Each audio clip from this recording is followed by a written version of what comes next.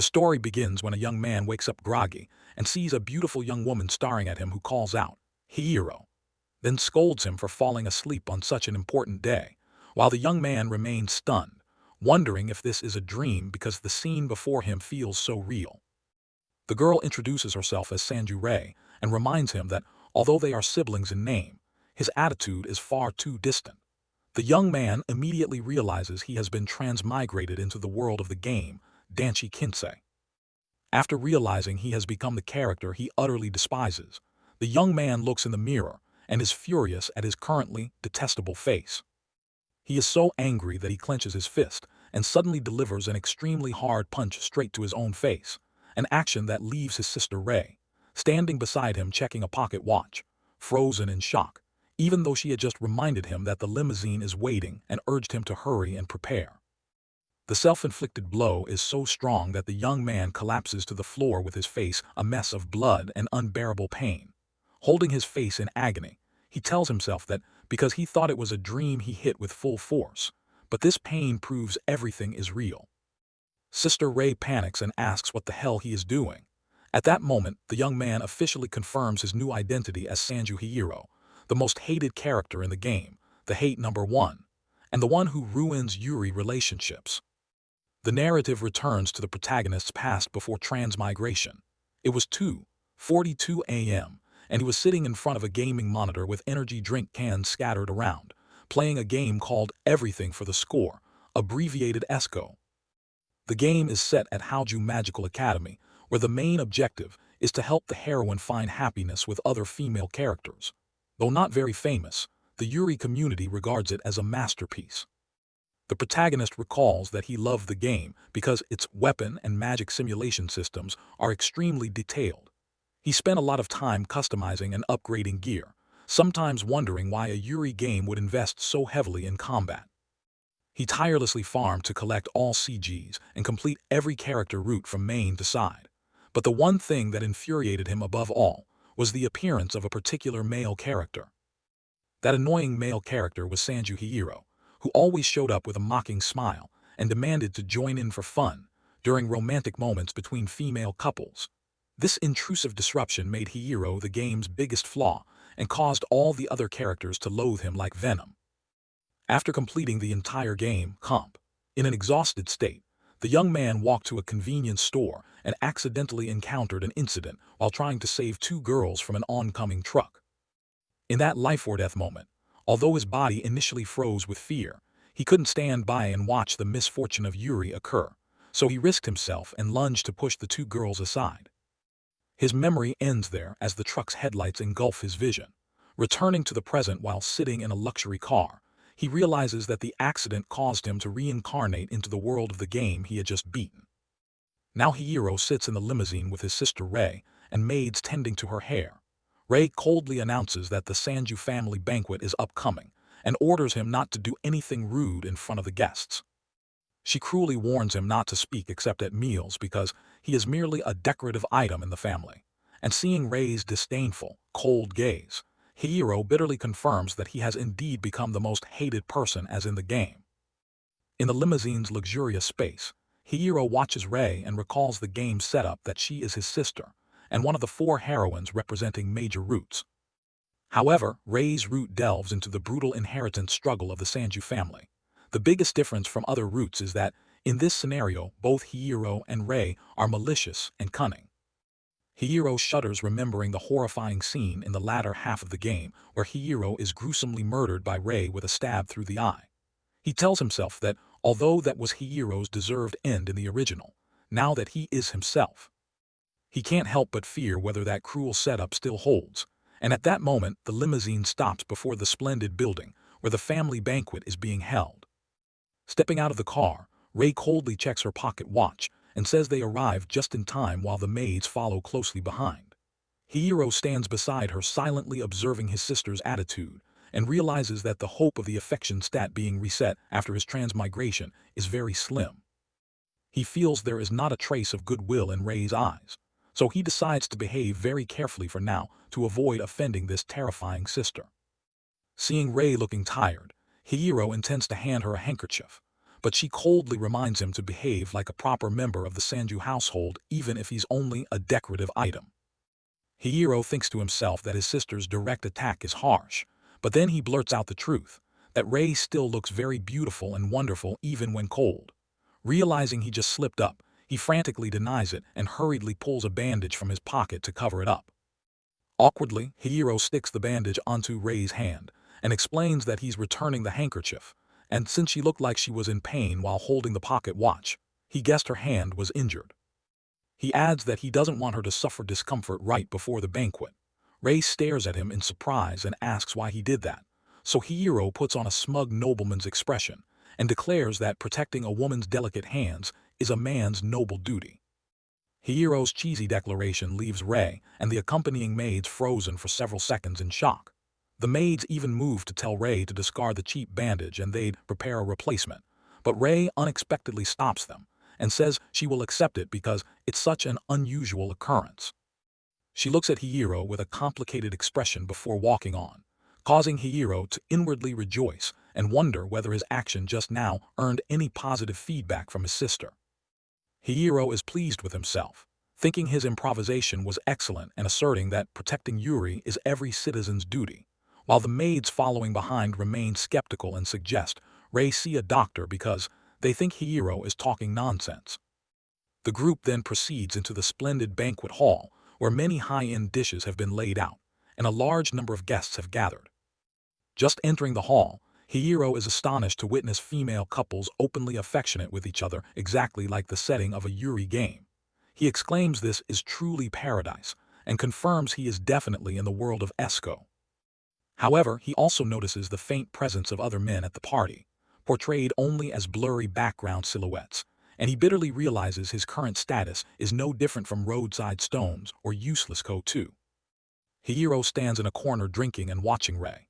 He understands that although he is the eldest son, Rei is the one officially inheriting the Sanju family name, and his standing is so low no one even bothers to greet him. He sees Rei holding a glass with her bandaged hands hiding the wound, and he worries inwardly whether his earlier action accidentally reduced her affection for him. Lost in thought, Hiro startles and stops a child who nearly ran into the banquet table, warning the kid to be careful. And immediately after he sees the arrival of a powerful figure, the family's elderly aunt, known as the ruler of shadows and the eldest in the house. She approaches with a stern face leaning on a cane, making Hiro break out in a cold sweat as she announces that his life will change greatly starting next year. The aunt glares at Hiro through dark glasses and orders that from next year he must enroll at Hauju Magical Academy, which shocks Hiro because he realizes this is the event flag that kicks off the main plotline in the game. Although he tries to ask why it must be him, his aunt immediately cuts him off and insists he has no right to refuse, then turns and walks away, leaving an ambiguous remark asking whether he realizes he's been too carefree while the situation doesn't allow it. Immediately after his aunt's warning, Hiro is horrified to feel dense killing intent closing in from behind.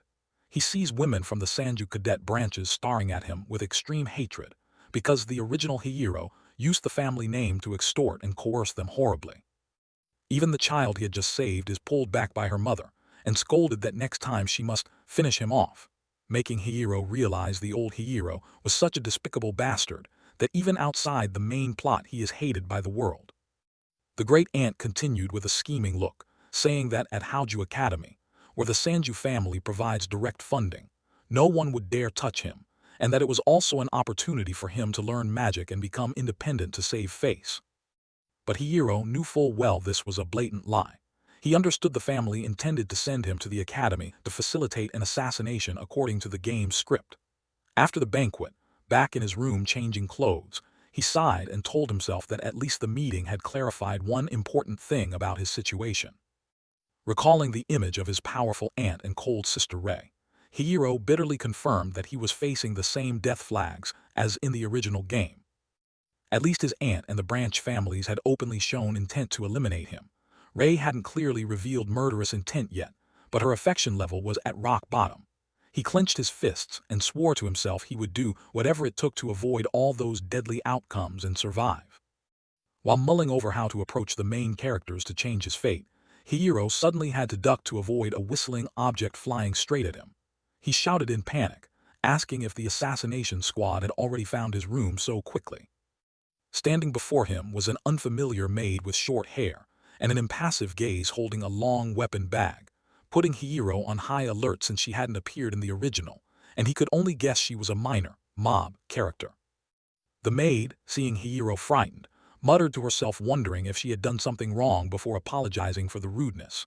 She said she had been tasked by the great aunt to bring this support item to him. She set the weapon bag down and pulled out a sword of very unusual shape. Hiro was immediately captivated and astonished to realize this item seemed far from ordinary. When he lifted the sword, Hiro recognized it as a magic device, a specialized tool in the world of Esco used to cast magic. The sword was named Kuki Masamune, a unique conduit normally only obtainable after killing the character Hiro in the game. Owning it so early made him both happy and uneasy, since such items often lead to dark roots if misused. Hiro began to show off the knowledge of a game god, confidently stating he understood the item's value and noticing the maid's suspicious look. He explained to her that this was not an ordinary sword but a weapon whose blade was formed from magic. With an excited expression, he prepared to activate the sword's pre-configured magic trigger to demonstrate the true form of the Kuki Masamune to the maid. Hiro swung and loudly shouted the activation command, but instead of a grand magical blade, only a tiny, weak ball of light appeared at the tip with a disappointing hiss. He yelled asking why the blade didn't manifest and frantically inspected the device. After fumbling for a while, a status screen popped up showing the sword was virtually junk. Its light attribute was minuscule, and its power stats were severely damaged. Looking at the trash sword in his hand, Hiro realized that left in this condition the weapon was useless, and the problem he faced had grown mountainous. He decided he couldn't just sit and wait to die, and needed to actively bolster his strength immediately. He quickly changed into sporty clothes and announced he would enter a dungeon to grind. The maid behind him looked bewildered and asked if he really intended to go out at this hour, startling Hiro. Seeing the maid still standing there with a puzzled face, Hiro waved her off, telling her to go home since her job was done, and casually said he planned to go play at night for a bit. The maid puffed her cheeks in mock offense but resignedly stepped toward the door. However, before closing the door she couldn't help turning back to scold him, "You idiot," then left, leaving Hiro thinking he should first drop by the convenience store. Hiro froze and challenged the maid on how a servant dared scold her master. He grew curious and asked if she had someone in mind romantically.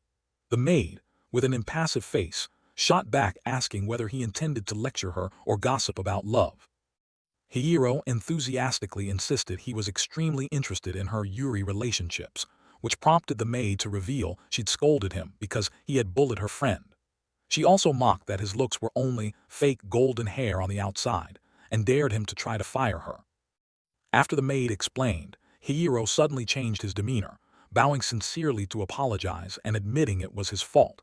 He even expressed a desire to personally make amends to her friend immediately.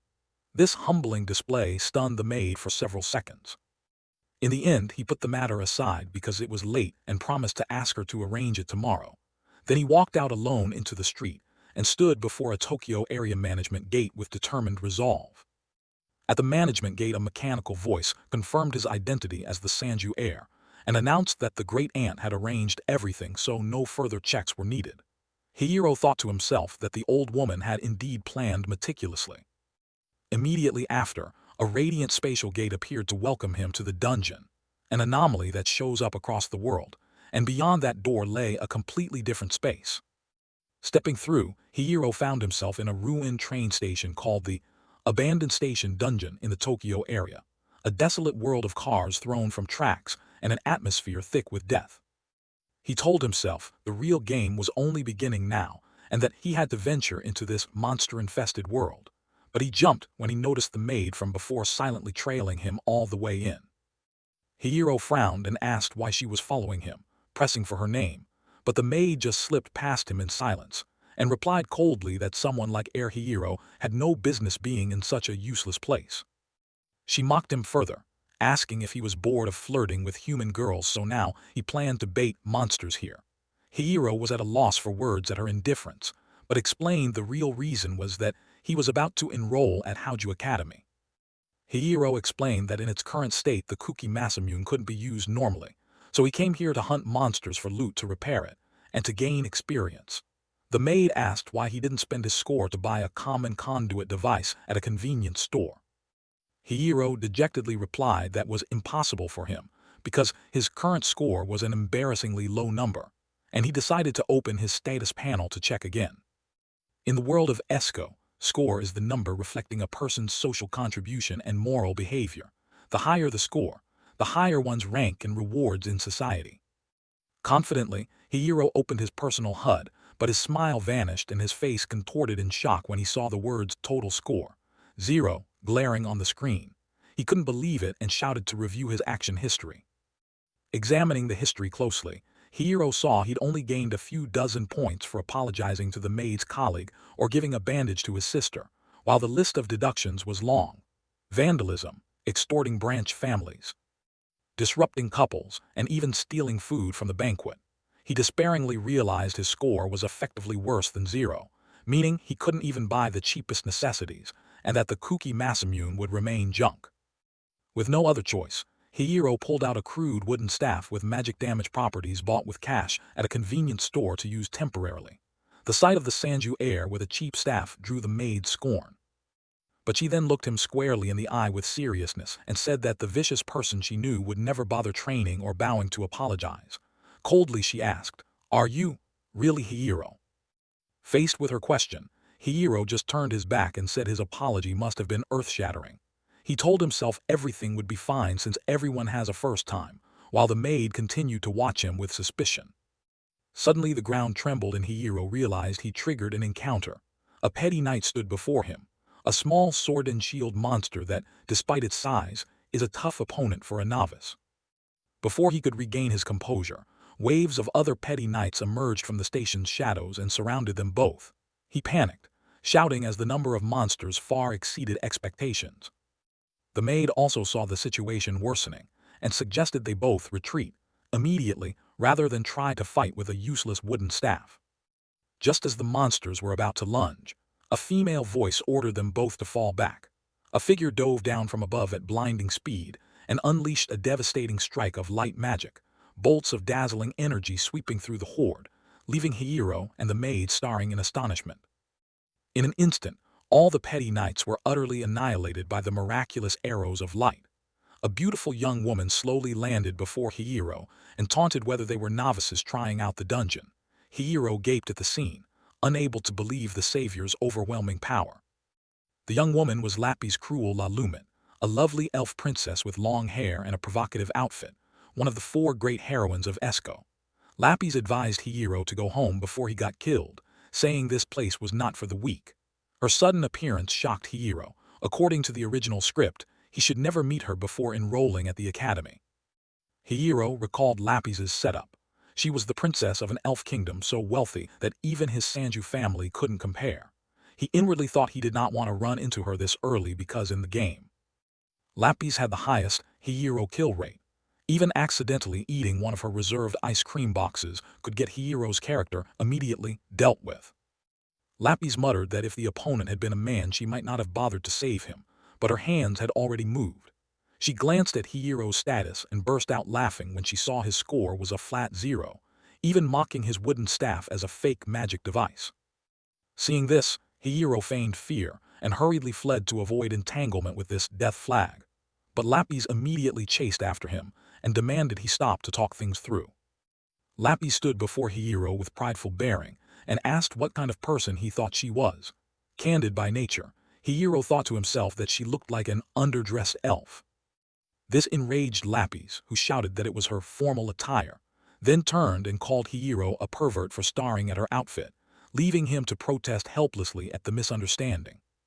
To flaunt her status, Lapis arrogantly declared her score was 30,000, a colossal contrast to Hihiro's, and suggested he honestly ask her for help instead of being stubborn. Lapis even eagerly offered to personally train Hihiro, which he found extremely bothersome. Unexpectedly, the maid bowed on his behalf and apologized for his rudeness, accepting Lapis's challenge training offer.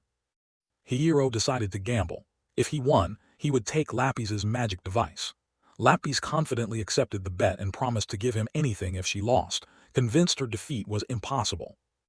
The maid handed the wooden staff to Hiro and warned him that Lapis was a famed archer, but Hiro simply smiled confidently and replied, "I know that better than anyone."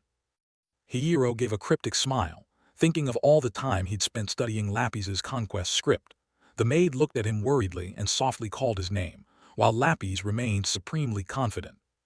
She agreed to stake even the wooden staff and vowed not to move a half step from her spot, generously granting Hiro an extra 10 seconds to prepare.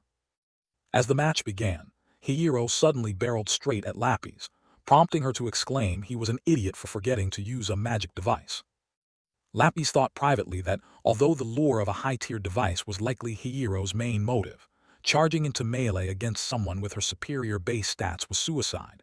She was certain that once he closed in, he would be doomed. Hiro closed in on Lapis at incredible speed, bringing his face right up to hers, confidently asserting that Lapis would never fire on an unarmed opponent. In the split second as they flashed past each other, Hiro executed a deft hand movement aimed straight at the magic device, bow, hanging on Lapis's person. Lapis yelled, asking if he was mocking her and vowed to stop holding back, but she froze in shock the moment she saw what was in Hiro's hand, screaming in horror, "What is this?" At the same time, Hiro stood at a safe distance with a triumphant smile, holding the crucial components of the magic device in his hands. Hiro casually noted that although Lapis was very powerful, she had a habit of freezing when faced with unexpected situations. Taking advantage of her stunned state, he quickly swapped the device parts, asserting he had completely read her actions. Hiro, positioned higher up, held the kooky Masamune now integrated with Lapis's high-end components.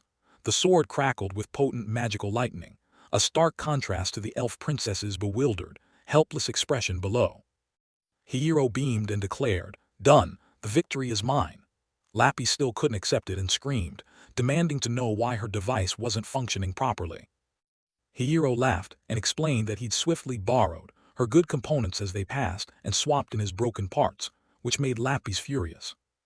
Lapis called Hiro cowardly, but he replied indifferently that there is no concept of cowardice in combat, and countered by asking who made the rule forbidding removal of an opponent's device. He mocked that her contempt and complacency toward enemies led her into this trap, then sheathed the upgraded sword and declared he would take all the components as promised. Lapis was so distraught she burst into tears like a child. Seeing this, Hiro felt a twinge of guilt and decided to take only the single most important component and return the rest. The maid beside them kept a poker face, but internally commented that letting a lady cry like that was unbecoming of a man. Meanwhile, she used the battered wooden staff to smash any approaching monsters to pieces. Hiro grinned, saying that if he lost he'd be dealt with, so he had no choice. He returned the extra components to Lapis, who wiped her tears and accepted them back with a pout. However, Lapis quickly recovered and shouted for a rematch, insisting next time Hiro fights seriously from the start, but he immediately turned and ran, calling back, "No way I'm doing that." After the match with Lapis, Hiro told himself that, although luck played a part, the important thing was he'd avoided a scripted conflict route with her. Activating the kooky Masamune was also the fruit of his intense grinding of Esco in his previous life. He believed that, with his knowledge of the game, he could both avoid death flags and help the heroines achieve satisfying Yuri scenes without having to intervene. Back in the present, Lapis still cried in outrage, screaming that she wouldn't accept defeat because Hiro had cheated. She even pinned him to the floor in a compromising position and demanded a serious rematch. Hiro panicked, pleading for mercy because he felt he was about to die, while the maid standing beside them could only sigh wearily at the two of them. The scene returned to the abandoned station dungeon, where Hiro continued his leveling run. Goblins and bats kept appearing on the tracks and lunging at him. Now ready with the kooky Masamune in hand, his eyes showed the confidence of someone who fully understood the world's rules. With his newly upgraded weapon, Hiro effortlessly unleashed powerful magical slashes that wiped out monsters in an instant. He excitedly exclaimed how fast the battles were, and watched the experience notifications pop up with stat increases. Hiro felt ecstatic seeing his training pay off on the second day, after reincarnation. Hiro walked along whistling smugly, silently thanking Lapis because her components made the kooky Masamune operate smoothly, making dungeon runs easier than ever. He advanced into the lowest level of the abandoned station dungeon, Tokyo area, and realized he'd collected enough conduit devices to perform true enhancement magic. The maid still followed Hiro silently down to the deepest floor, which made him wonder why she hadn't left. She looked around warily and asked if this was the lowest level. Hiro reminded her he'd already apologized to her friend and asked what more she wanted, when suddenly the maid froze and pointed toward a distant pillar, signaling someone was hiding there. Hiro stepped closer to the pillar and casually called Lapis's name, making her flinch from being exposed despite trying to curl up. She had changed into ordinary clothes with a hooded cloak but couldn't hide her embarrassment. She pretended it was just a coincidence and greeted Hiro as the zero-score guy, leaving him speechless at her obvious awkwardness over her shady behavior. The moment Hiro found her, Lapis immediately put on a smug face and declared the meeting fate, forcing him into another rematch because she wouldn't accept the previous result. Hiro flatly refused, enraging the elf who called him stubborn, though Hiro knew she was tailing him simply to avenge yesterday's defeat. He curiously asked how she could enter a dungeon with such a low score. Lapis explained that her parents' connections let her skip the management's troublesome procedures, which made Hiro inwardly marvel at her family's power. Hiro warned Lapis that the outcome was clear, and that a princess secretly meeting a man in a skimpy outfit could be very problematic if seen. Lapis blushed and retorted she'd rather be seen than suffer the humiliation of a zero score. She went so far as to boast that being seen with a man was as insignificant as watching a female grub reveal itself, which made Hiro force a wry smile and think at least he was on the same level as vermin. Lapis hurriedly clarified so Hiro wouldn't misunderstand that she harbored no prejudice. Generally men are looked down on, but she viewed him differently. Hearing this, Hiro put on an overly reverent expression and said he was honored to be favored with conversation. This fake display irritated the maid standing nearby, who grew visibly angry, while Lapis began to regain confidence and readied her conduit device. With determined eyes, Lapis insisted she wouldn't give up easily and urged Hiro to prepare his weapon to fight properly instead of dawdling. She taunted whether he had the courage to face her. Hiro sighed, realizing he was up against a true warrior type, and resigned himself to being shredded until she was satisfied. While preparing, Lapis suddenly fell silent, recalling yesterday's battle and admitting inwardly that although she disliked bullying the weak, Hiro's fighting style had something strange that troubled her. As she was lost in thought, a terrifying murderous aura and the silhouette of a gigantic sword appeared from the darkness behind them. Hiro's eyes widened in horror and he yelled a warning. A sudden attack erupted, making Lapis panic. She assumed Hiro was pulling his old trick to ambush her and called him a coward who used dirty tactics, but Hiro shouted for her to duck immediately. In a hair-raising instant he lunged, grabbed Lapis, and fell to the ground with her to shield her from a deadly sword slash that skimmed their position. A loud explosion rang out with blazing magical lightning as the enemy's strike hit the ground. Hiro and Lapis tumbled in chaotic fashion, the elf still stunned and repeatedly asking, "What is this?" Hiro sprang up to assess and realized a very troublesome foe had just appeared where they stood. From the rubble, a gigantic iron armor-bearing sword and shield slowly emerged surrounded by a malevolent aura. Hiro recognized it as a rare encounter with a monster called Armorgeist, a vengeful spirit dwelling in armor. He recalled from the game that this high-level monster appears randomly when players farm too many low-level knights. Perhaps because he overgrinded yesterday, he was unlucky enough to run into it today. Lapis was still trembling in Hiro's arms, shouting for him to put her down so she could stand, and Hiro awkwardly apologized and released her, but noticed her legs shaking so badly with fear she couldn't lift them. He decided to remain silent and not criticize to avoid being scolded further. Staring at the Geist armor, he understood this monster wouldn't wait until Lapis regained her composure. Hiro immediately ordered the maid to fall back toward the entrance, explaining that the Armorgeist had extremely high defense and lingering would waste precious time, especially since Lapis was currently completely stunned. His gaze was icy and resolute. Hiro announced there was only one plan now. Retreat is the best option. He began to push the supplementary components on his sword to their maximum output to prepare for an explosive action. Sensing the dire situation, Hihiro concentrated his mind to activate a series of high-level enhancement rites. Artifice, Monostratum, Transmutation, Bone Balance and Transmutation, Divine Sight. Streams of magical electricity ran along his body as the rites engaged. Hihiro took a determined stance and signaled Lapis to prepare. With a burst of power, Hihiro used augmentation, first image to max out his speed and strength, hoisted Lapis and dashed like a lightning bolt so the Armorgeist couldn't react. Lapis was astonished and shouted, asking how someone like him could use such advanced augmentation techniques.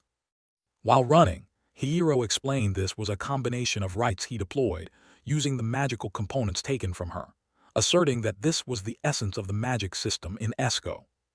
He reminded Lapis that the top priority was to escape, since these rare monsters usually won't chase far if they can cross the boundary between dungeon layers. However, the Armorgeist suddenly hurled its gigantic shield like a flying disc at terrifying speed. The shield flew straight toward the exit and slammed into the wall. The impact caused a massive explosion that collapsed the ceiling and sealed the only exit.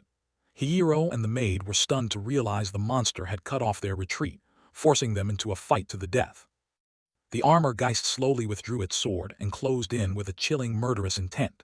Hihiro looked at it with a bitter smile and wondered if it was so fond of him that it refused to let them go. By then, Lapis had gradually regained her composure and steadied herself on her feet. Hihiro silently calculated that his mana was steadily depleting, and they couldn't hold out long without a teleport exit. Hihiro suddenly proposed a new wager to Lapis. If they could defeat that pile of scrap, it would count as her victory. Lapis yelled that he was crazy. The monster was far beyond their strength, while Hihiro sneered and reminded her wasn't she proud of having 30,000 score and hunting strong foes. Hihiro's taunt stung, and though annoyed, Lapis began to regain her fighting spirit. Hihiro knelt and offered to be her legs, supporting Lapis so she could make the most accurate shots at the monster's face. Lapis asked in surprise that if they cooperated it wouldn't be a duel anymore.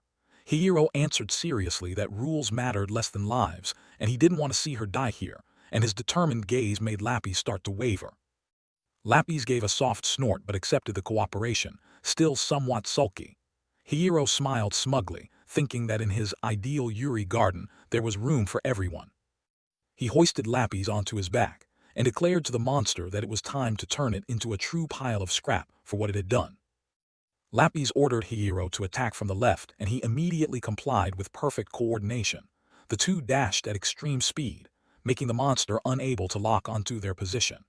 Hihiro used his agility to close in, and loudly reminded Lapis to look for gaps in the armor to deliver the decisive strike. Hihiro explained to Lapis that attacking the thick armor was pointless because its true body was the core, deep inside, and asked if she could aim through the armor's gaps. Confident and proud, Lapis loosed a powerful arrow of light that struck straight into a gap on the Geist's helmet. The arrow exploded, stunning the monster, but Hihiro still clicked his tongue, criticizing that the attack's power was a bit weak. Seeing the Armorgeist's overwhelming strength, Hihiro decided to make himself the target to make aiming easier for Lapis. He charged at the monster with terrifying speed, causing Lapis to cry out in alarm. In an extremely risky move, Hihiro weaved through the deadly sword swings of the iron armor to draw its full attention onto himself.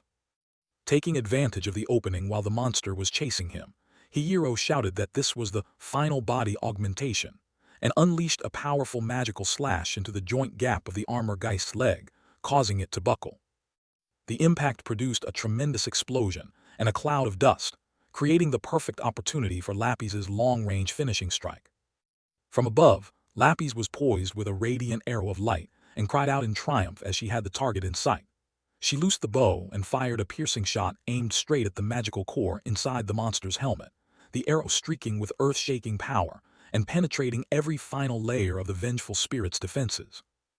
A deafening blast shook the entire lowest level of the dungeon as the Armorgeist was utterly destroyed and shattered into 1,000 pieces.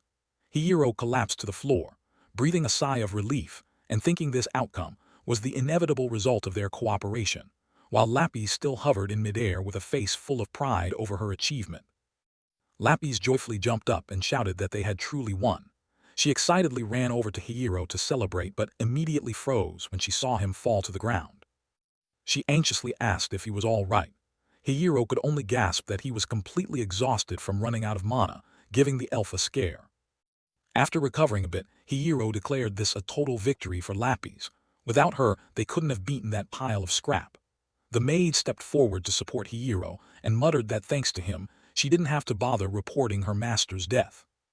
Lapis looked at Hihiro with a complicated expression and asked why he trusted her enough to risk his life.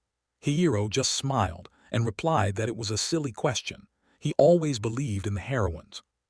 Lapis suggested Hihiro join her to defeat the boss on the final floor to open the teleport gate, and she began curiously asking his real name.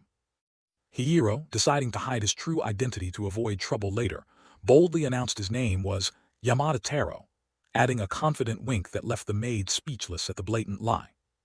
Lapis smiled gently and murmured that so there were men like him after all. Hihiro thought to himself that using a false name would help end the incident with Lapis smoothly. However, he was stunned to see the maid and Lapis begin chatting intimately after only one day of meeting. The maid even advised Lapis not to get involved with a zero-score guy like Taro, Hihiro.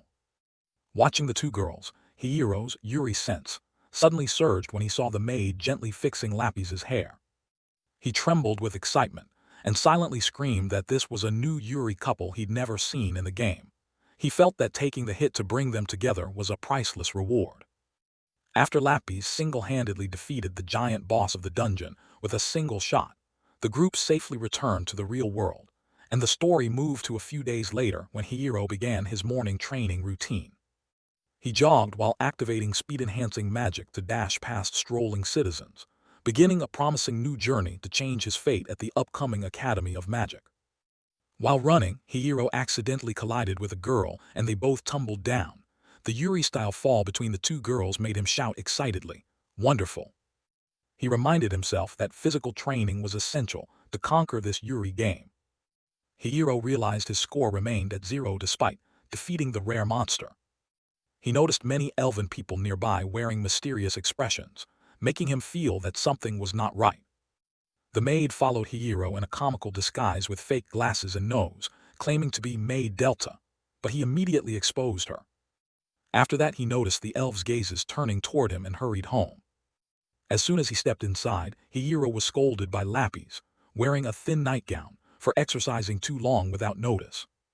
He was utterly stunned and asked how she came to be in his house. Lapis revealed she had easily looked up information on Yamada and had the maid let her into the house. She even mocked Hihiro's fake smile and declared she had known his true identity for a long time. Lapis introduced her escort as the elite elven archers, which made Hihiro fear they would gang up on him. Then she casually asked where his room was so she could choose the one next to it. Hihiro demanded to know why she was here. Lapis blushed and declared that from today on, she would live here to make rematches and settle victories and defeats clearly, leaving him utterly speechless. Page 106. Lapis beamed and winked mischievously at Hihiro, telling him he couldn't escape her and calling him familiarly Sanju Hihiro-kun. Hihiro gaped and screamed because the situation was beyond all expectations. At the same time, a mysterious shadow holding Hihiro's sword appeared in the darkness and expressed extreme interest in the one who had defeated Lapis. A very powerful woman with long hair and an authoritative presence stood with the sword. She smiled enigmatically and uttered Sanju Hihiro's name, foreshadowing terrible storms ahead at the academy. The story continued in the grand foyer of the Sanju mansion, where Princess Lapis Cruel stood proudly announcing her presence, stating she had brought her elite elven escort of 12 professional archers to move in. The other elven girls behind her began to gossip about the house's size and sneer that Yamada-kun's home looked a bit small for their standards. Lapis nonchalantly explained that she had brought a lot of furniture and therefore required absolute support from the homeowner.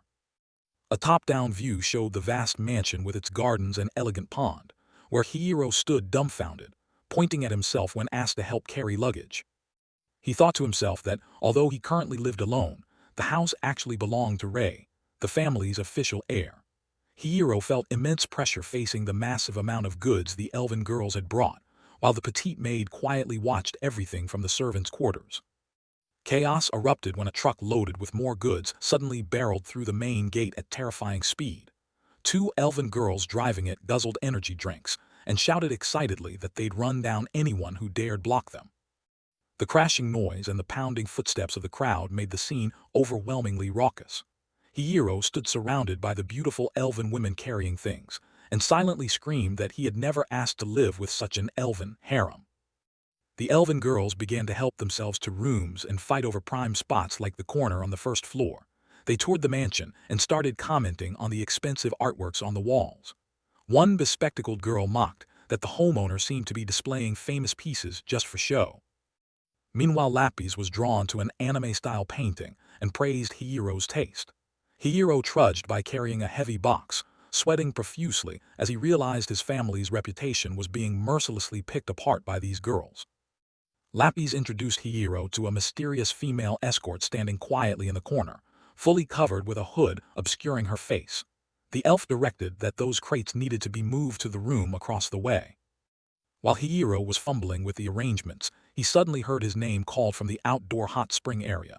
He was horrified to find the elven girls casually bathing, and one girl wrapped only in a towel rushing out to ask if he had spare shampoo, leaving Hihiro frozen by the extremely delicate situation.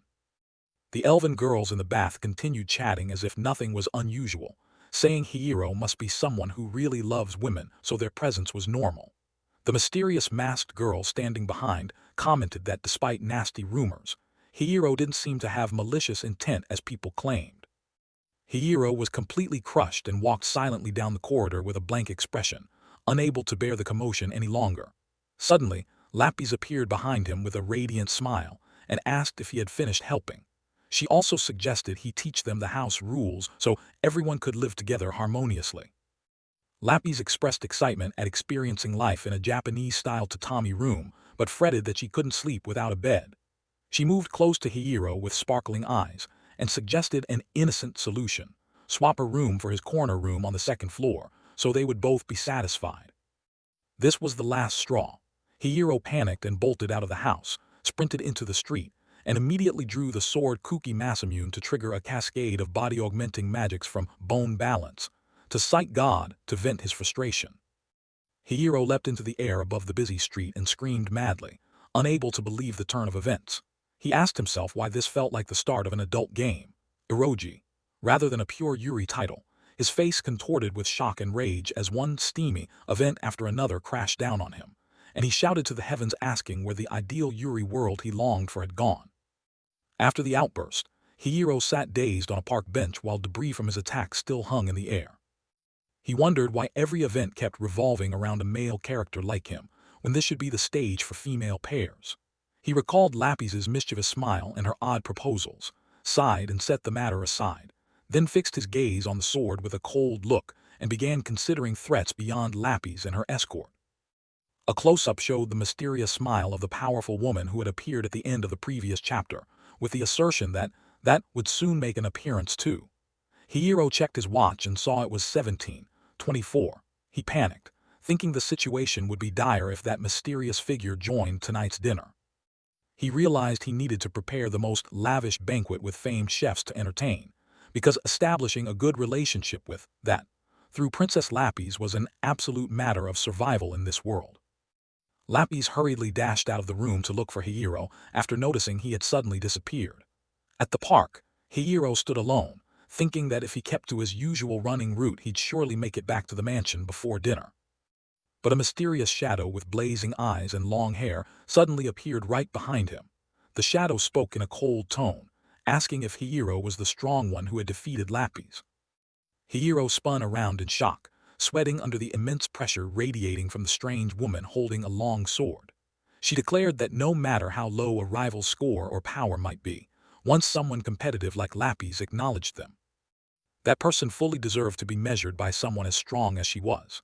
In the instant he read the sharp look in her eyes, Hihiro was horrified to realize the one standing before him was none other than Sanju Hihiro, her name in the original or a clan name confusion. The mysterious woman fully revealed herself under the moonlight, commanding and alluring in a skin-tight battle outfit with a razor-sharp katana.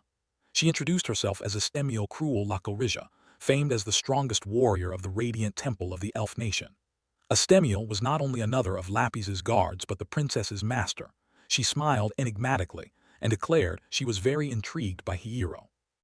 Hiro began rummaging through his memories of the game Esco, and recalled that Estiel had been a supporting character, appearing only in the early stages of Lapis's route. She was known for treating Hiro as an implacable enemy, and for acting ruthlessly without hesitation despite her limited screen time. Estiel had once brutally punished anyone with ill intent who tried to approach Princess Lapis. She regarded all such people as useless vermin that must be eliminated immediately. Estiel coldly declared that mercy was unnecessary for someone like Hiro, and demanded he prepare for a direct confrontation right there. Hiro tried to explain with a forced smile that his win over Lapis had been pure luck, and due to swapping the transmitter components, not skill. He begged her to wait so he could explain, but Estiel assumed a combat stance and treated him as a dangerous slayer that needed to be slain. Estiel glared at Hiro and affirmed he was completely different from those she had met before. She ordered him to draw his weapon because she sensed a true killing intent. Before Hiro could react further, Estiel launched a wind-tearing slash at him. Hiro barely drew Kuki Masamune in time to block as the metallic clash rang out, signaling the start of a deadly duel. In a survival instinct, Hiro immediately activated the head enhancement technique to maximize his reaction speed. Estiel's slash was so powerful it split the park bench where he had been standing in an instant. Hiro leapt back gasping in terror, thinking that if he hadn't reacted in time she would have cleaved his body in two, the magical electricity around him showing he had to expend everything just to dodge her basic strikes. Estiel looked surprised that Hiro could evade that attack, and casually picked up a dry branch from the ground to continue the fight. Hiro was astonished to see her intend to use a branch against his sword. Estiel nonchalantly told him that if he wanted to live he should draw his sword and fight seriously. Hiro silently screamed inwardly, questioning who truly was the strongest in the world of Esco, as he witnessed such a vast gulf in skill. A system notification in Hiro's head analyzed Estiel's strength. She was a broken character, her mana, agility, and strength stats far surpassing every other character in the game. Although elves usually aren't skilled at close combat, Estiel was the sole exception, revealing no opening even a millimeter wide in battle. She stood arrogantly and prepared to launch the next attack with a taunt. "Come on." Estiel charged with speed far beyond what Lapis could muster, completely overwhelming Hiro, who realized his old tricks would never work on this woman. He kept tumbling and leaping to dodge her unpredictable swordplay in utter panic, thinking these movements weren't mere sparring or measurement. She clearly intended to kill him, and he could only cry out to heaven as he realized he'd faced a true monster outside the script. Estiel delivered a crushing slash that made Hiro exclaim in disbelief at its unreal force. He tried to parry with his sword, but the pressure from her blade made Kuki Masamune creak as if it might snap. Hiro broke out in a cold sweat, wondering what bizarre defense technique she was using to generate such force, while Estiel nodded in satisfaction and remarked that Hiro's reactions had scored maximum points so far. Estiel suddenly sheathed her sword and declared that the light warm-up was over, leaving Hiro gaping in horror since he'd been risking his life just to keep his head attached.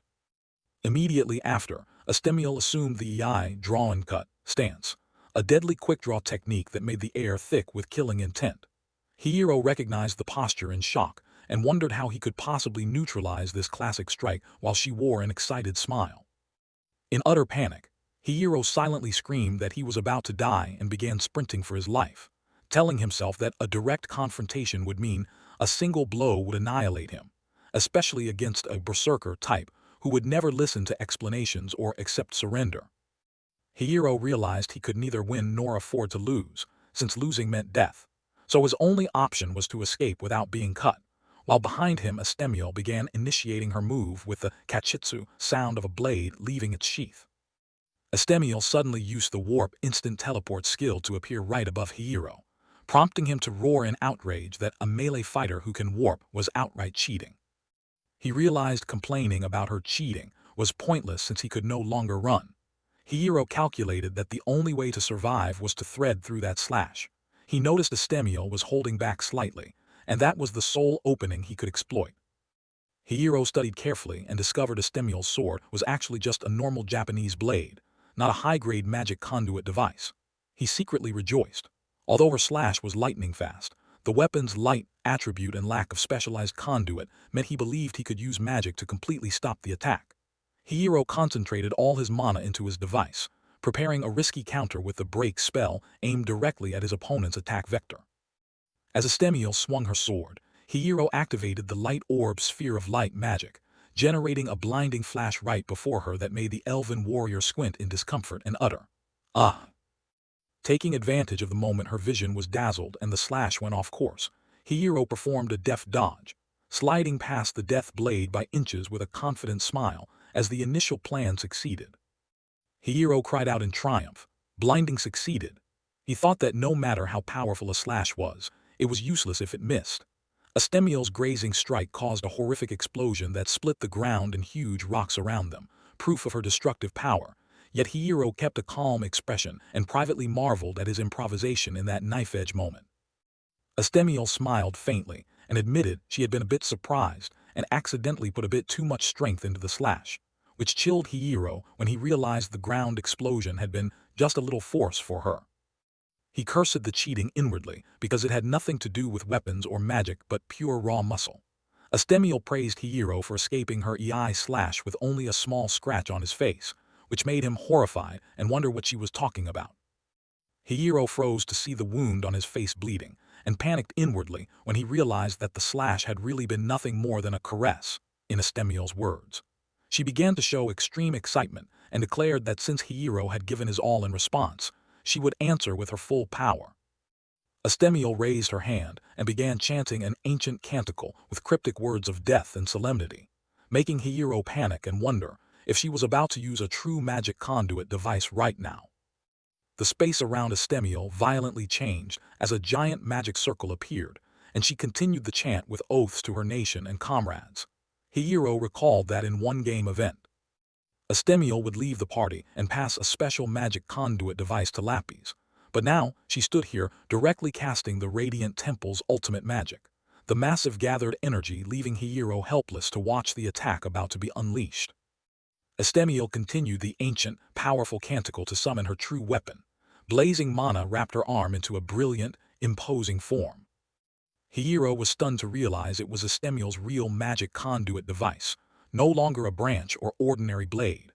Facing imminent death at the sight of the matrix surrounding his opponent, he closed his eyes and gambled on the last hope that that kid would appear in time. The ultimate technique was unleashed. Treasure Vault, Sky-Piercing Formation Flower, a gigantic arrow of light with earth-shattering force fired straight at Hiro. Facing an attack he knew would certainly kill him if it hit, Hiro gave a bitter, satisfied smile and told himself it was over. He was even prepared to say farewell to the world for the second time. Suddenly the arrow of light stopped just before reaching Hiro, astonishing both him and Estiel. Princess Lapis appeared at the scene with a worried expression and asked why everyone was here. Lapis explained that because Hiro had suddenly vanished, she had run along his usual jogging route to look for him, and she saw the devastation around them. Lapis demanded to know why Estiel would casually draw the treasure vault in a public place, and the elven warrior could only smile wryly and cover it by saying she had been too carried away. Seeing Lapis's arrival as salvation, Hiro immediately changed his tone and beamed, declaring this his trump card. He explained to Lapis that he had risked his life defending and buying time because he was sure she would come looking for him. Then turned to Estiel with a triumphant look, asserting he had won this life-or-death bet and reminding her that in front of her lord Lapis, she was obliged to halt this personal duel, leaving Estiel with no choice but to fall silent and concede. Estiel laughed heartily and formally admitted defeat to Hiro's cunning. She acknowledged that Hiro had exceeded all her expectations by surviving and turning the tide even after she had drawn the treasure vault. Estiel stepped closer and looked Hiro straight in the eye. She affirmed he possessed a rare innate talent that would surely surpass even her someday. This recognition left Hiro, still aching from his wound, feeling somewhat relieved. Suddenly, Estiel leaned in close to Hiro and firmly asked, "Do you want to become my disciple?"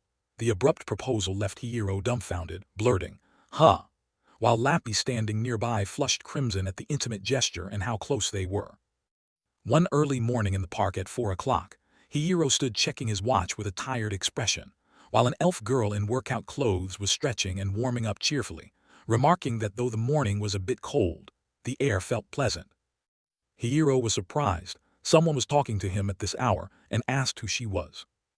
The elf girl turned with a radiant smile and introduced herself as Estiel, declaring she would be the pretty big sister, who would train him personally. Estiel in tight sportswear was a stark contrast to her usual stern demeanor, shocking Hiro. The word Hiro was printed on her sports top in katakana as a suggestive detail, leaving him speechless at her sudden change in personality. Hiro recalled the image of Estiel as a sword demon, full of killing intent who had nearly taken his life, and he wondered where that imposing aura had gone.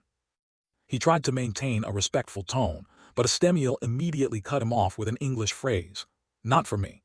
She told him not to use stiff honorifics and to speak casually, naturally, like friends. Estiel emphasized that he should call her master but speak to her as an equal, which put Hiro under intense pressure. He thought that if he said the wrong thing and offended her, he'd surely be cleaved in two. He imagined being slashed until he no longer had a form if he dared show disrespect. So even though Estiel acted friendly, Hiro remained extremely wary.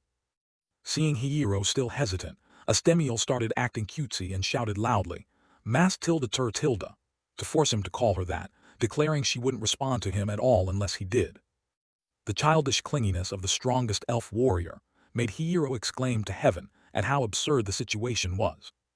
Estiel continued to pout adorably, leaving Hiro stunned that someone so guarded and hostile towards men could display such emotion. He thought to himself that she was 420 years old, equivalent to 21 in human years, and wondered how she could consider herself cute. Yet her beautiful appearance forced him to admit she was indeed very adorable, if also extremely troublesome. Hiro tried to argue that her taking him as a disciple seemed at odds with her duty to protect Princess Lapis from men, but Estiel brushed it off and insisted training him was part of her guarding duties. In the end, Hiro gave in and shouted, "Yes, master, master is the best," to appease her, though inside he was screaming at the annoyance. Estiel cleared her throat to regain seriousness and declared the official training would begin. She called him her beloved disciple, which sent shivers down Hiro's spine. She then drew the sword Mume Bohai from its sheath to start the warm-up, and Hiro panicked, asking why she would pull out such a terrifying real blade for mere warm-ups. Estiel beamed and explained that since this was a preparatory exercise, she wouldn't use magic. It was perfectly safe, and she felt using a real weapon was necessary. Hiro was at a loss at her strange training culture, and asked her to stop hitting people according to her own rules. He admitted he was an amateur with the sword and couldn't fight with a real blade right away. Seeing Hiro's firm objection, Estiel sighed and handed him a wooden practice sword Bakken, used by the Radiant Temple, saying she'd use it just this once to teach him practical combat. Hiro held the wooden sword with a skeptical look, while Estiel clearly still wanted to swing the real thing. The tempestuous training between the elf master and her unwilling disciple officially began under the park lights. Training commenced at a breakneck pace. Estiel launched into attacks with wind-tearing wooden slashes. Hiro struggled to defend, drenched in sweat and crying out at the deadly strikes. He thought that if those were real blades his body would surely have been chopped to pieces. Estiel grew increasingly excited and declared this was only the beginning, urging him to try even harder. Hiro recalled knowledge from the game Esco, where Estiel was a bug character with lightning-fast leveling and the Treasure Vault Ultimate, sky-piercing formation flower, that could wipe out enemies at high levels. He bitterly realized that with this monster of a master, he couldn't rely on mercy or exploits to level up. The spar continued as Estiel swung her sword repeatedly, carving razor-sharp arcs. Hiro began to focus so intensely he barely noticed, his eyes glued to even the smallest movements of his opponent. He secretly rejoiced when he realized he was starting to read and match his master's blade trajectories, a miraculous improvement when driven to the brink. However, Hiro's confidence evaporated when Estiel suddenly unleashed an extremely powerful strike that knocked him sprawling to the ground, sending his wooden sword flying. Hiro clutched his head in pain and scolded the teacher for not holding back like a normal person. Estiel replied calmly that he was hit because he was careless and let his guard down, and that the lesson wasn't over whether he blocked it or not. Estiel smiled meaningfully and explained her combat philosophy. Let the flesh be cut, let the bones break, but you must be the one who wins. She insisted this was the creed of Estiel's school. Lying flat on the ground, Hiro thought this blood and gore philosophy was unbearable for an ordinary person, and begged her not to let him die from such violent drills. After hours of continuous training, Hihiro was completely exhausted and panting as if he'd run out of breath. He couldn't believe that even though his stamina stat in the game was nearly maxed, he still couldn't keep up with someone who seemed to never get tired like Estiel. The elf girl casually squatted beside him, handed him a bottle of water, teased him about his lack of physical training, and praised his unyielding will to not give up. Estiel cheerfully apologized for calling him a gorilla and demanded they return to training immediately, which made Hihiro scream inwardly. They then took a break on a bench, and Estiel asked him about his future element training direction. Hihiro pondered that he was undecided because in this world, beyond basic stats, developing 6 magic elements, light, water, fire, earth, wind, dark, was crucial to increasing power. Hihiro analyzed combinations like water plus fire producing steam, water plus light producing laze, and water plus earth producing rock flow. He planned to choose water for versatility, but Estiel advised him to focus on light because it pairs excellently with teleportation techniques and swordsmanship. Hihiro immediately objected, saying light would make him color clash with that annoying old Hihiro, and privately he thought he didn't want to use the attribute of the Yuri-ruining guy.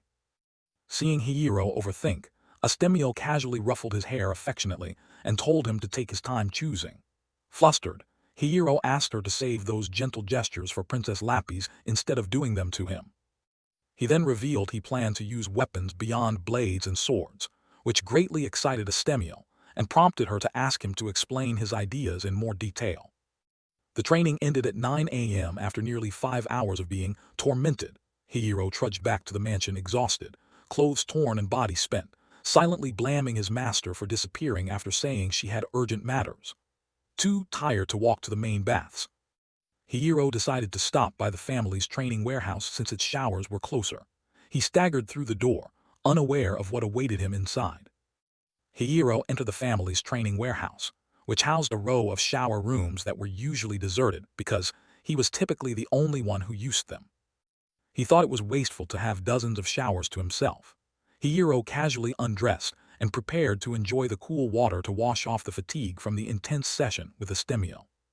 The moment he stepped into the shower, Hihiro froze at the sight of a beautiful young elf woman completely naked under the stream. The girl was equally shocked to see a man burst in. Both stood stunned for a few seconds in the water-soaked space, Hihiro's eyes fixed on her perfect form while she could only let out a weak "Eh." Chaos erupted as the elf girl screamed in terror and hurriedly covered herself, while Hihiro panicked just as much, realizing he'd stumbled into a classic adult game, eroji, scenario. He inwardly wondered why such embarrassing incidents kept happening to him. The elf girl cried and called him a pervert, making the shower room even more chaotic. Immediately, a mysterious shadow lunged out from the darkness and delivered a powerful kick that sent Hihiro flying. It was Miwa, the masked female guard who silently follows the princess. Miwa glared at Hihiro with murderous intent for invading the princess's privacy. She drew a sharp dagger and held it to his throat, ready to end him on the spot to protect Lapis's honor. Lapis cried out in panic, ordering Miwa to stop and step back because she was fine. The blushing elf girl explained it had been an accident since Hihiro was the owner of the place. Miwa kept her cold stare on Hihiro, internally concluding he was a dangerous assassin using a shadow hand, hidden beneath the guise of a useless noble heir, while Hihiro trembled under the dagger and screamed inwardly at the grave misunderstanding.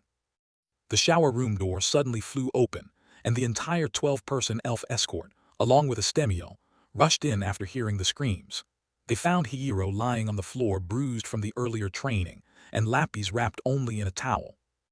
The elf girls began whispering and accusing Hihiro of being a coward who targeted the princess. Lapis tried to explain she had gone into his private bath of her own accord, but the guard's anger did not subside. Estiel appeared with a mischievous smile and praised Hihiro for enduring her training despite being covered in wounds. She looked at his scars and cut marks and made a pointed remark that thickened the tension. Miwa, standing beside her, felt her instincts had been confirmed and grew even more hostile toward Hihiro. She vowed not to let a dangerous man like him go free after seeing the princess's state. Sensing the gunpowder-thick atmosphere between Miwa and Hihiro, Estiel came up with an idea to defuse the conflict. The master beamed and declared that since things had gone too far, she would personally clean up this mess. Hiro saw that smile and had a bad feeling, intending to call for his master, but Estiel signaled him to be quiet and prepared to make an important announcement. Estiel loudly announced, "We will hold a battle," leaving Hiro dumbfounded, wondering if he were in a shonen manga. The fight would be between the Radiant Temple side and the Sanju family to determine the outcome fairly. While the elf guards excitedly prepared, Hiro crumpled at the realization that the Sanju side actually had only him. He inwardly wondered if today might be the day he died. Seeing the massive disparity in numbers, Estiel decided to offer a handicap to make the match more interesting. She asked Lapis to join the Sanju side to fight alongside Hiro. Surprised, Lapis gladly agreed to help him. But Estiel wasn't finished. She announced she'd call one more person to assist Hiro, and at that moment a powerful woman appeared behind them, making Hiro's eyes widen in horror. The powerful figure was none other than Sanju Rei, Hiro's cold younger sister and the official heir of the Sanju family. Rei stood at the door with a stern expression, accompanied by her close maid Snow, while Estiel casually munched on a taiyaki behind them. Hiro froze at Rei's sudden arrival and silently screamed at his master for what was going on. Hiro exclaimed in shock to see Rei and her maid Snow standing before him. Estiel casually explained that while buying a taiyaki, she happened to pick up Rei and bring her here. Hiro was speechless at seeing his master drag her fearsome younger sister home as casually as picking up something dropped on the street. Rei glanced at Hiro with contempt, while Lapis curiously asked what relation the beautiful girl had to him. Hiro simply sighed. "She's my sister." Rei formally introduced herself as Sanju Rei, the future heir of the Sanju family. Coldly, she said she had heard unsavory rumors that Hiro had been secretly bringing elf women home, so she came in person to investigate. Rei looked at Lapis and the elf guards with disdain and fired a cutting question straight at Hiro. "Are you planning to keep her as your concubine?" Rei's remark made the atmosphere extremely tense. Lapis and Mua were furious at being labeled a concubine of someone like Hiro, but Rei remained unfazed. She went on to sneer that the elves were nothing more than lowly outsiders. Rei's insult triggered murderous intent in Mua, and the two glared at each other as if a deadly fight could break out right there in the corridor. Seeing the situation getting out of control, Hiro hurriedly stepped in to stop it and asked Rei to refrain from speaking such bitter words she did not mean. Rei paused briefly, then immediately resumed her haughty demeanor. She declared the sole reason she was there was to verify the unsavory rumors about her problematic brother and nothing more. Hiro smiled, realizing Rei always used a cold exterior to hide a very small amount of concern for him. Hiro teased Rei that if she wanted to inspect his daily life so thoroughly, why not check his breakfast menu too? Rei blushed awkwardly, but then her maid Snow admonished her to keep her distance from Hiro. Rei instantly turned icy and snapped at Snow. "Step back, how dare a servant meddle in Sanju family matters," forcing Snow to bow in fearful apology. Rei gave a quiet sigh and admitted she had been rude. She thought to herself that, although Estiel had dragged her here, in the original game scenario Hiro knew. Rei never had an event where she visited his house this early. Hiro looked at his sister and realized she was always outwardly sharp-tongued, but inwardly troubled, constantly saying cruel things while actually very lonely. He thought that even as the heroine facing family pressure so early had warped Rei's personality. Seeing the tension still high, Hiro made a bold suggestion. "Rei, stay here tonight." Rei froze and asked, "What?" Hiro smiled and explained that instead of holding grudges, everyone should spend a night living together with the elf girls to resolve the conflict. Rei blushed scarlet and accused him of being a pervert for trying to use their thin blood tie to drag her into his harem, leaving Hiro to lament the terrible misunderstanding. Rei stared at Hiro coldly and asserted that given his nature, turning the mansion into his own Yuri garden was entirely possible. Hiro broke out in a sweat at how accurately his sister had read him. He realized Rei was now even more terrifying and resentful of him than in the original game, while Estiel calmly munched her snack and remarked that the charged atmosphere was delightfully electric, prompting Hiro to shout that it was her fault an all-out war between the elf temple and the Sanju family was about to erupt. The elf guards began whispering about what to have for dinner. Some demanded stew, others insisted on curry, quickly deflating the earlier seriousness. Estiel laughed and claimed that every dispute in the world could be resolved at the same level as choosing a menu. Rei glared and asked, "Do you think curry is a joke?" with killing intent, and Hiro panicked as he realized everyone was splintering off into petty culinary debates instead of focusing on the real issue. Estiel officially announced the rules of the friendly match. It would be a single-upon contest. If the elf temple lost even once, they would be deemed utterly defeated. To balance the teams, she allowed Ray and Lapis to pair up against the elf guards. Hiro looked at the team split, Hiro, Lapis, Ray, facing the guards, and thought this was a chance to bond the heroines together. Estiel began preparing a cart full of wooden weapons and training gear for everyone to choose from. The victory conditions were set. If the elves won, they would get to decide the dinner menu, and it would surely be fish. If the Sanju family won, Mua and the guards had to promise to stop being hostile toward Hiro. Lapis was psychologically shaken after being forced by Estiel to hopscotch and collect 1,000 training balls. The elf princess muttered about her master's rough treatment, and Hiro could only force a wry cheer. "Come on, Lapis, you're about to compete." Ray stepped into the training yard with a bored expression, declaring she had no time for this friendship game and intending to leave. However, Mua appeared to block her path and taunted with a mocking smile, afraid to run away. After talking so big like that, Mua's barb hit Ray's pride, causing the younger sister to turn and glare at the wooden sword on the rack with lethal intent. Hiro panicked, shouting for Ray to calm down and prepare properly before entering the fray. The first match officially began, Mua versus Ray. Ray held a long staff in a highly professional stance, coldly declaring she would teach Mua the real meaning of running away. Murderous intent radiated from both girls, making the arena tremble. Hiro watched from the sidelines and realized this was no ordinary friendly match, but a duel to assert superiority between an elf assassin and a scion of a magical family. Ray turned to Hiro and asked if she could temporarily entrust the princess, Lapis, to his care while she fought. Lapis enthusiastically cheered for Hiro and promised to protect him. Hiro smiled and told Ray to do her best to support Lapis since she was, after all, a princess. Lapis puffed her cheeks in offended pride at being underestimated, but quickly got into a ready stance. Estiel watched with satisfaction and remarked that the hardest thing in this world was to hold back, signaling she would not let the match be half-hearted. Estiel set the next standard. She utterly despised those who put on arrogant faces before her. Ray and Mua replied in unison, "Same here," creating a strange harmony in their mutual loathing. Estiel shouted, "Begin!" and the battle erupted as Ray and Mua lunged at each other at incredible speed. The harsh clashes signaled a display of peak skill that Hiro silently marveled at, rarely seen in real life. Mua launched an extremely fast thrust with her wooden dagger aimed at Ray's opening, but Ray calmly used her staff to deftly parry the attack. Mua smiled and praised, "Nice thrust," showing respect beginning to form between the rivals. The two girls flashed past each other, each searching for the smallest opening to deliver a decisive blow. Estiel and Snow watched the match with serious faces. Estiel beamed because this was the true spirit of a friendly duel. You must bring the seriousness of a real sword to call it an exchange. Mua counterattacked, flipping through the air and unleashing unpredictable dagger strikes at Ray. Ray maintained a cold expression and assumed a solid defensive stance, ready to face the next storm of attacks. Mua leapt high and delivered a downward slash aimed at Ray's head with a cry, "Accept this head."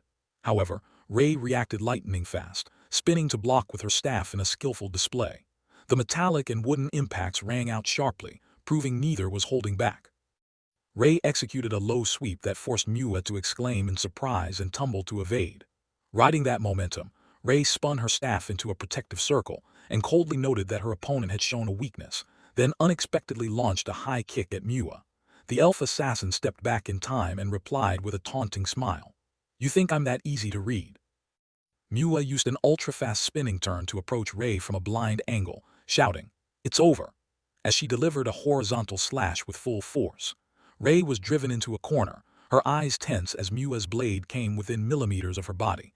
The air being torn apart revealed the terrifying power of the strike. However, in that hair-raising moment, Ray managed to duck low so the slash skimmed past the top of her head. She let out a quiet sigh of relief, realizing it had only brushed her hair. Mua withdrew to a defensive stance and complimented Ray's evasive skill. At that moment, Lapis suddenly charged into the arena shouting, "Tag!" The elf princess used her wooden sword to stop Mua's advance and support the exhausted Ray. Rei stepped back to readjust her breathing and body state at Lapis's reminder. She noticed her shoulder was bruised from the pressure of Mua's earlier attacks. Rei privately acknowledged that the skills of the elf guards were no empty reputation, and that she would surely fail if she didn't concentrate fully. Lapis stood in front with a determined face, ready to face her assassin head-on. Standing outside the training yard, Hihiro smiled and assessed that, although the situation looked unfavorable, the Sanju family still had a chance to win. He analyzed that Mua's power was limited because she couldn't use her bow, her weapon of choice, and was fighting under Estemiel's handicap rules. Meanwhile, Lapis was slowly finding her rhythm in the match, and if she coordinated well with Rei, they could completely turn the tide. The match continued as Lapis launched into an assault with powerful strikes of her wooden sword. Mua parried while reminding Lapis of her princess status, but Lapis brushed it off and insisted that in this fight they were just equal opponents. Suddenly, Mua executed a feint that threw Lapis off balance and sent her tumbling to the floor. Mua smiled in apology while her hand still readied the finishing blow. Mua declared the match was now one-on-one after temporarily neutralizing Lapis, then turned to challenge Rei. "Your turn, little sister. Thank the princess for buying you some time." Rei tightened her grip on the staff in silence, but suddenly she froze in astonishment as she felt something odd beneath her feet. An outside intervention interrupted the pace of the fight. A small pop sounded under Mua's feet and she blurted, "What?" It turned out Lapis, though lying on the floor, had secretly used a bit of light magic to slick the ground. Taking advantage of Mua's momentary loss of balance, Lapis sprang up with a mischievous grin. "Don't you dare try to take me out of the game." This unexpected cooperation gave Rei the best counterattack opportunity she'd had all match. Exploiting Mua's fatal opening, Rei dashed in like a lightning bolt and delivered a decisive strike with her staff aimed at the opponent's flank. A resounding thwack and a burst of light signaled the blow had landed cleanly. Rei unleashed a powerful staff strike. Mua reflexively countered with a slash, and the two weapons collided, spraying brilliant magical sparks. The girls then flashed past each other at extreme speed in a breathless exchange where neither yielded an inch. Estemiel loudly declared, "End of round 1, to determine the outcome." Snow, watching nearby, offered a professional opinion that it was a draw since both had landed hits at the same time. Rei, catching her breath, muttered, "A draw." Mua rubbed her aching shoulder and praised the Sanju sister for being formidable. Estemiel approached with a radiant smile to thank Rei for fighting her heart out, which thrilled the master. Rei responded with proud silence, though her gaze was less cold. Although both girls still wore stubborn expressions, they agreed to shake hands to show respect. Estemiel smiled and remarked that both had too much pride to be easily subdued. Lapis stood by, worried, and asked if Rei was okay after the tense match. Hihiro butted in with a nonchalant face, teasing that since Rei had just face-planted he worried she might be disfigured. This clumsy jab made Rei instantly furious, calling him, "Hihiro, you idiot." Yet it also completely diffused the prior tension and loosened everyone's mood. Hihiro began to show his game master side, pointing and declaring that, by his estimate, the event flag between Rei and Lapis had officially been triggered. He excitedly insisted that after a sleepover together, the feelings between the two girls would surely progress dramatically, just like in a Yuri script. Lapis blushed and called Hihiro an idiot for always thinking such weird things. Rei coldly asked who had agreed to stay here, prompting Hihiro to panic and beg Lapis to help him photograph that Yuri sleepover. He even offered to Doja, prostrate, to have his wish granted. The second match was about to begin, as Hihiro turned to apologize for keeping the opponent waiting. Mua was now ready in the stance of a dangerous elf assassin. Hihiro flashed a provocative smile and asked whether she intended to keep that sour look forever. He asserted that he also wanted to properly repay her for the wound she had inflicted on his neck earlier. Hihiro's eyes grew sharp and determined, showing he would not hold back this time. Hihiro shouted, asking Mua if she wanted to be beaten to a pulp right now. Lapis stood beside him with an exasperated look and told him to stop hiding behind women and acting all macho. While Mua remained ominously silent, Hihiro suddenly asked Lapis to be his main shield, main tank, so he could deliver the finishing blow. Lapis angrily warned that if he called her an object one more time she would cosmetically operate on him with her fists. Suddenly, Mua rushed in with an unexpected attack without waiting for a signal, making Hihiro flinch because he wasn't prepared. Lapis quickly used her wooden sword to block Mua's dagger, and proudly introduced herself as Princess Lapis Cruel of the Radiant Temple, reminding Mua that they were on opposing sides now, and that she would fight wholeheartedly as a true comrade of Hiro. The match of Mua versus Hiro and Lapis was officially underway. Hiro scratched his head with a grin and promised he wouldn't call Lapis a shield anymore because he didn't want his face messed up by her punches. Estiel watched from the sidelines and commented that it seemed a starting signal wasn't even necessary now. The battle became chaotic as Mua repeatedly used her speed to strike at the blind spots behind Hiro. Hiro dodged while calling Mua a coward for preferring sneak attacks from behind. He clapped his hands to create a distracting sound so Lapis could find an opening. Lapis spun and swung her sword straight at Mua, but the assassin retreated in time with a wary expression.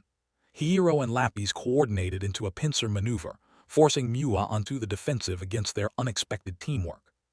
The peak of their coordination came when Hiro hoisted Lapis high so she could deliver an overhead slash from above aimed at Mua.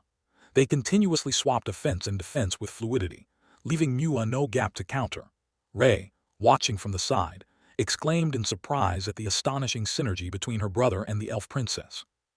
Lapis smiled confidently, realizing that Mua's absolute loyalty meant she would never dare to truly harm the princess, which allowed them to seize full control of the battlefield. The battle between Mua and the Hiro, Lapis duo reached its climax as Mua concentrated to unleash a lightning counterattack. At the same moment, Lapis and Hiro's faces showed resolute, absolute trust in each other, leaving their master Estiel watching in astonishment at the seamless coordination. Estiel observed that the pairing of Hiro and Lapis had become more than combat. It was a kind of dance, as they simultaneously surged at Mua with graceful wooden sword movements, creating immense pressure that, despite the elf assassin's full-strength defense, left her trapped. Lapis shouted Hiro. As a signal, Hiro immediately responded with an enthusiastic ho, and they synchronized to disarm Mua. Mua's wooden dagger flew off and stuck into the floor with a clack, leaving the assassin stunned and collapsing to her knees in helplessness as she felt the tip of an opponent's blade pressed to her throat.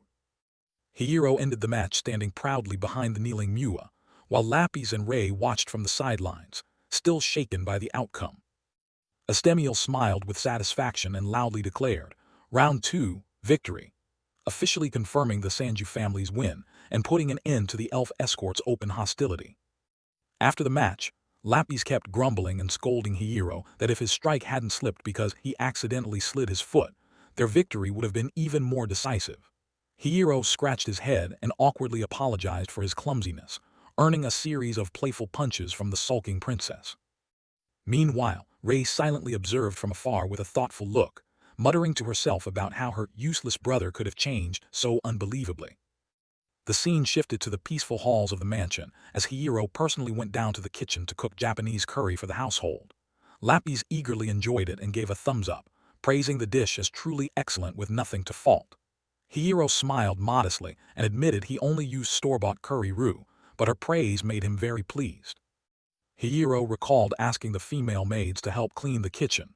They even helped him enthusiastically set the table.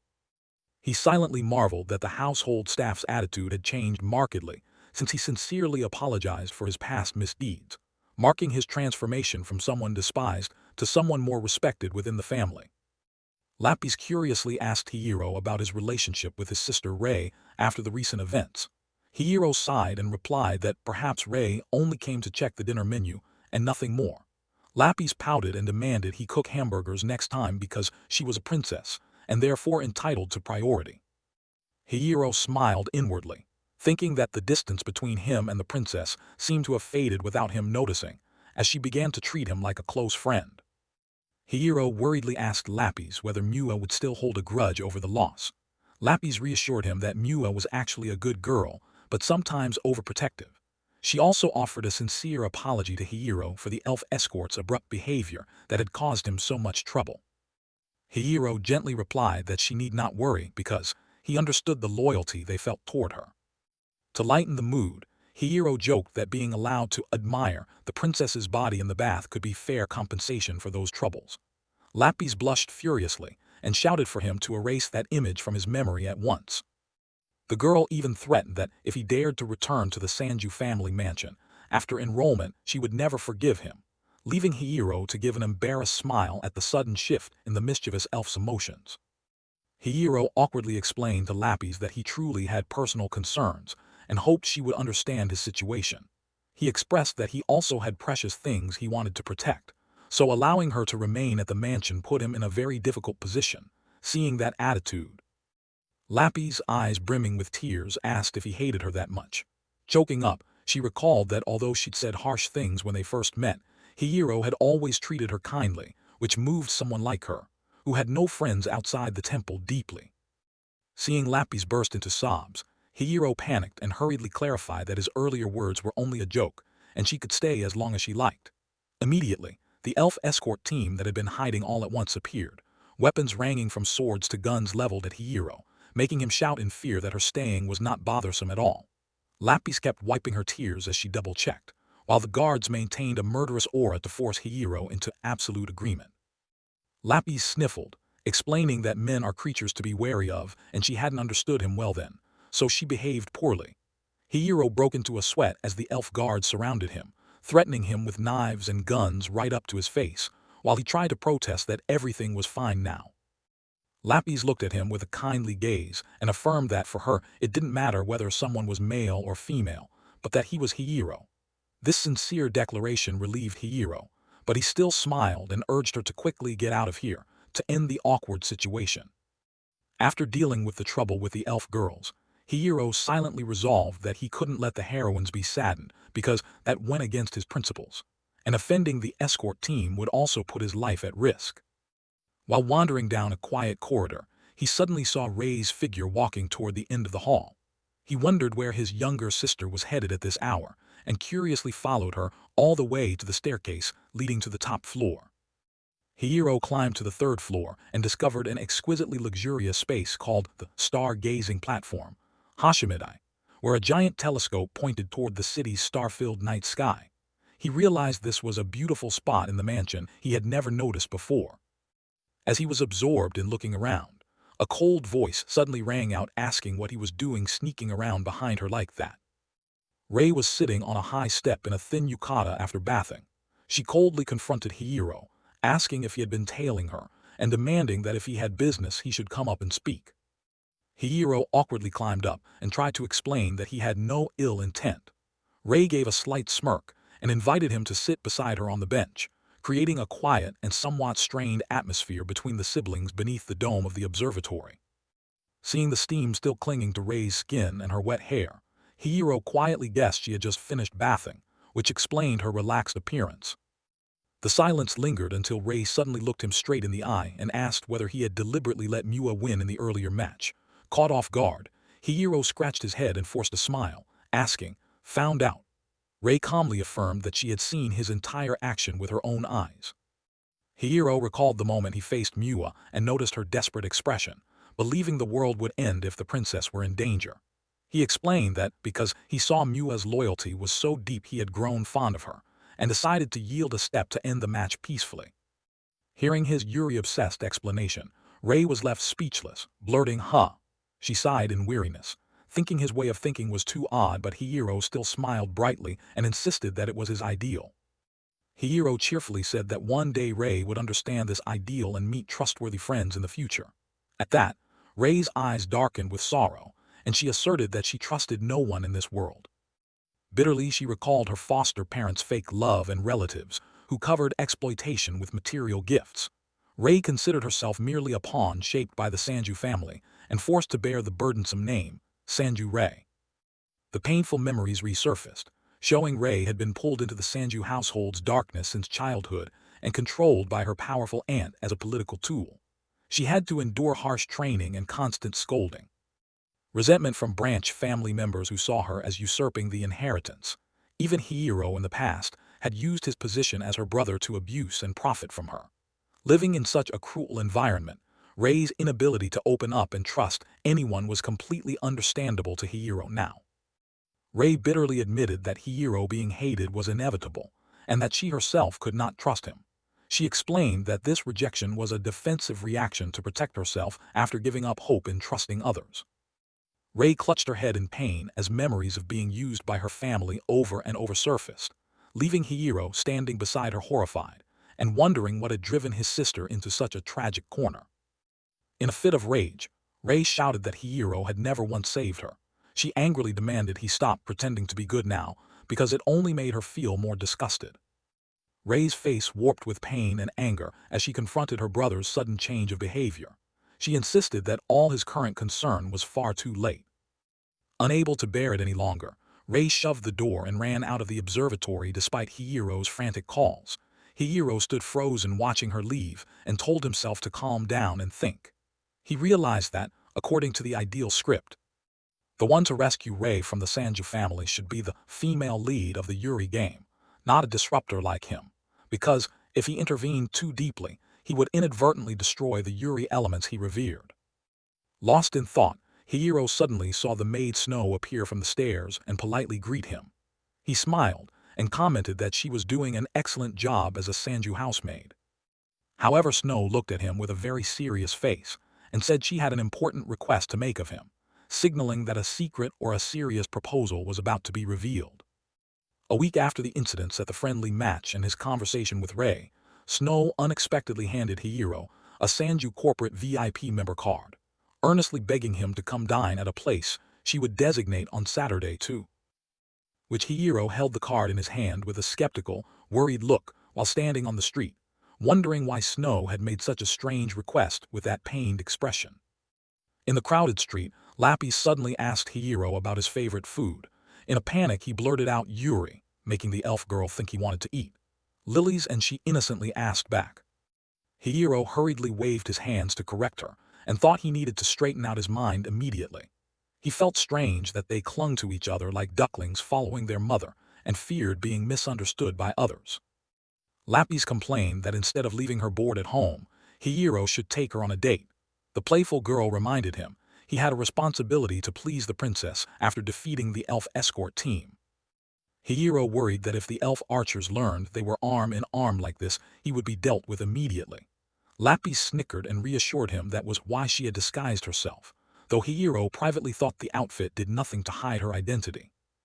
Lapis casually said that linking arms even when not lovers was normal, and teased Hiro, asking if he was paying too much attention to the gesture. Hiro yelled that such intimacy between a man and woman would certainly arouse suspicion, but Lapis pointed at other female couples arm in arm on the street, and insisted nobody paid attention to a girl, disguised as a man, Hiro, walking with her, leaving Hiro speechless at the logic of this Yuri world. Lapis looked at Hiro with gentle eyes and affirmed that even though he was male, she still regarded him as a worthy person. The excited elf said that even Master Estiel found him interesting, so it was natural she wanted to stick close to him. Hiro smiled and accepted this ironic truth, asking what the princess wanted him to serve today, ending their surprisingly eventful stroll. Hiro suggested to Lapis that before shopping for clothes to prepare for enrollment, they should stop by a restaurant for lunch. Confidently, he declared that as a young master of the Sanju family she could order anything she liked because he would pay for everything. Lapis looked at him with suspicion, but also excitement at this sudden generosity, while Hiro thought to himself, this was a good chance to show off his class in front of the elf princess.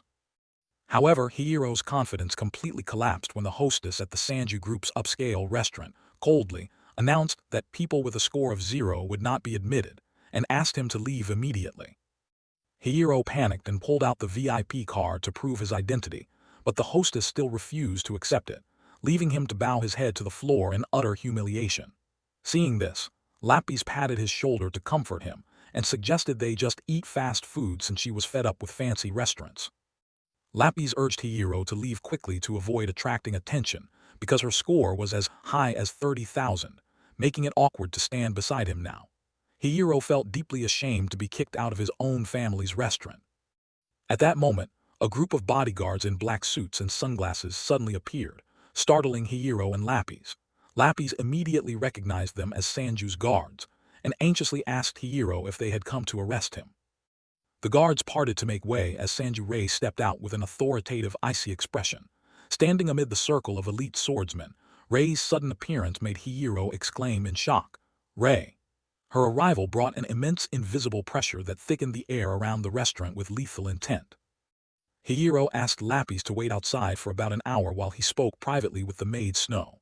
Curious but obedient, Lapis left after reminding Hiro not to do anything dangerous.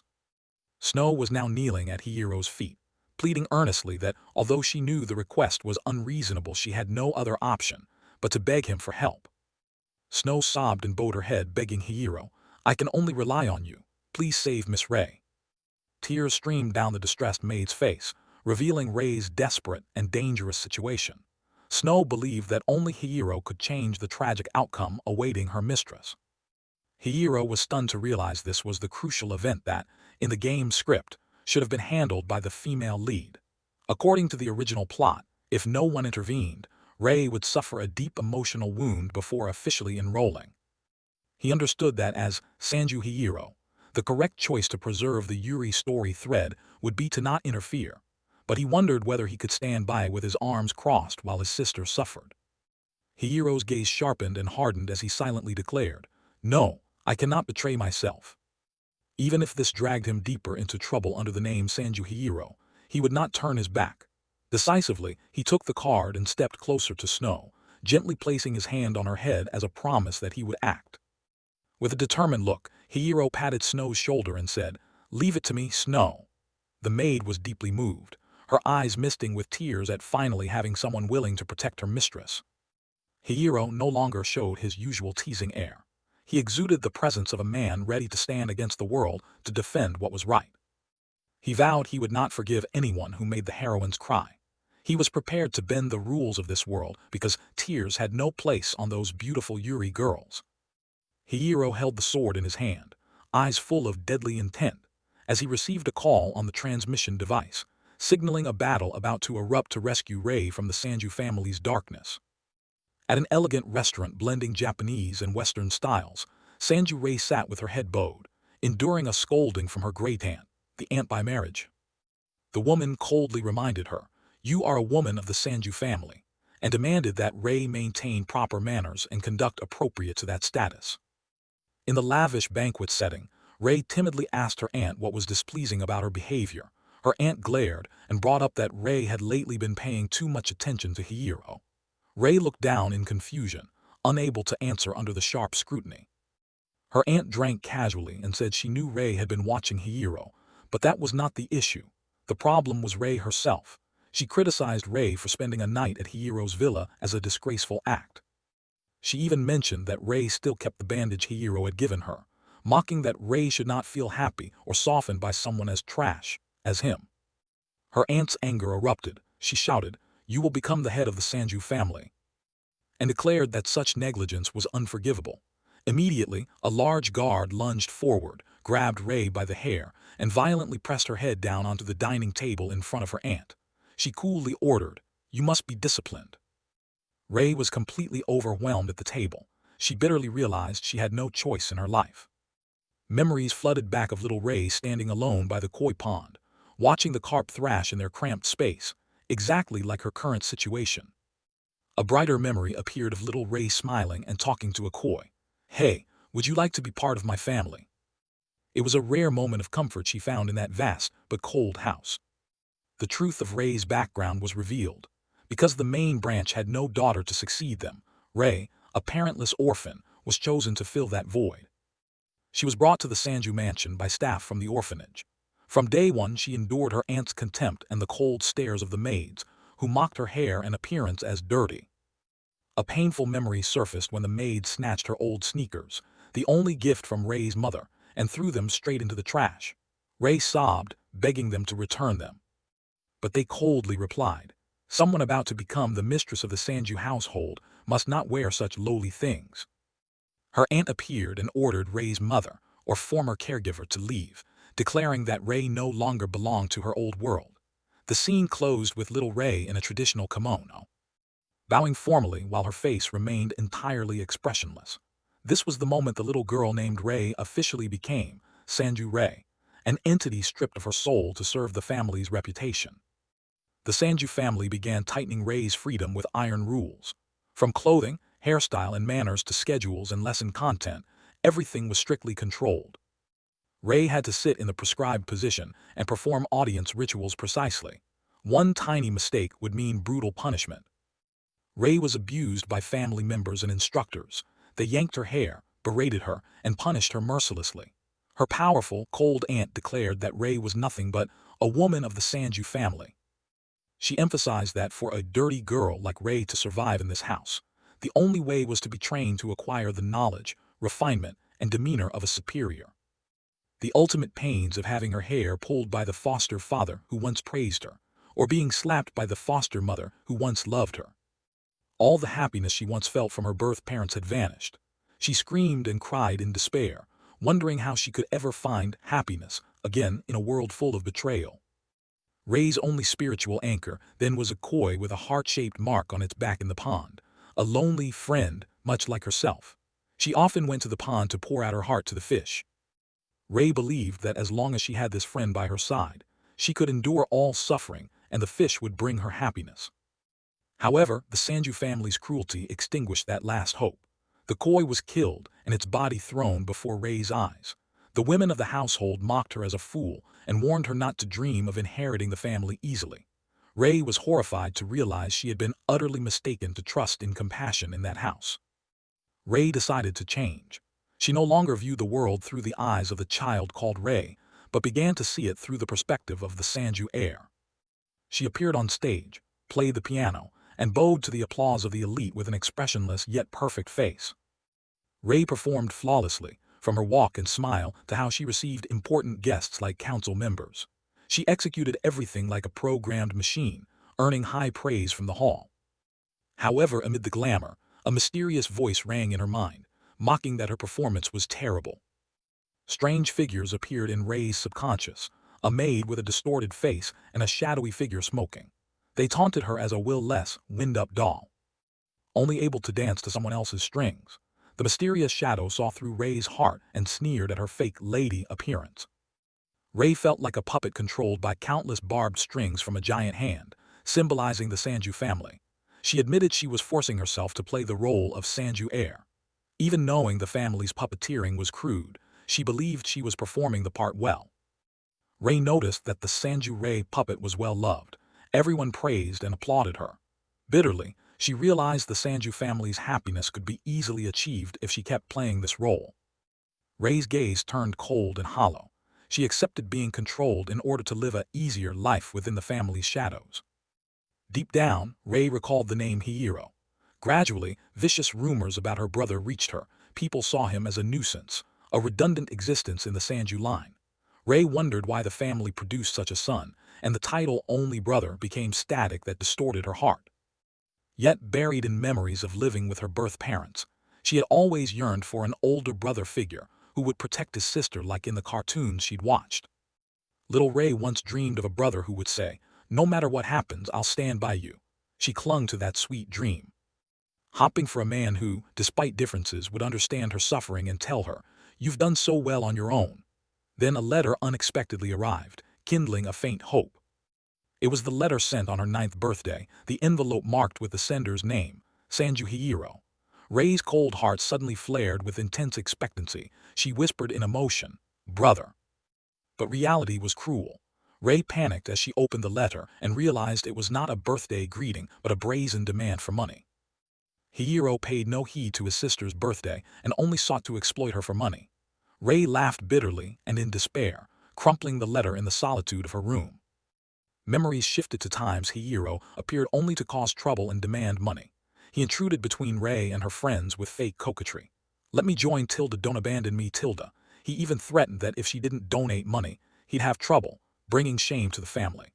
Rei was horrified to realize the brother she once idolized was truly as awful as the rumors. The Hiro of the past looked at Rei with contempt and threatened.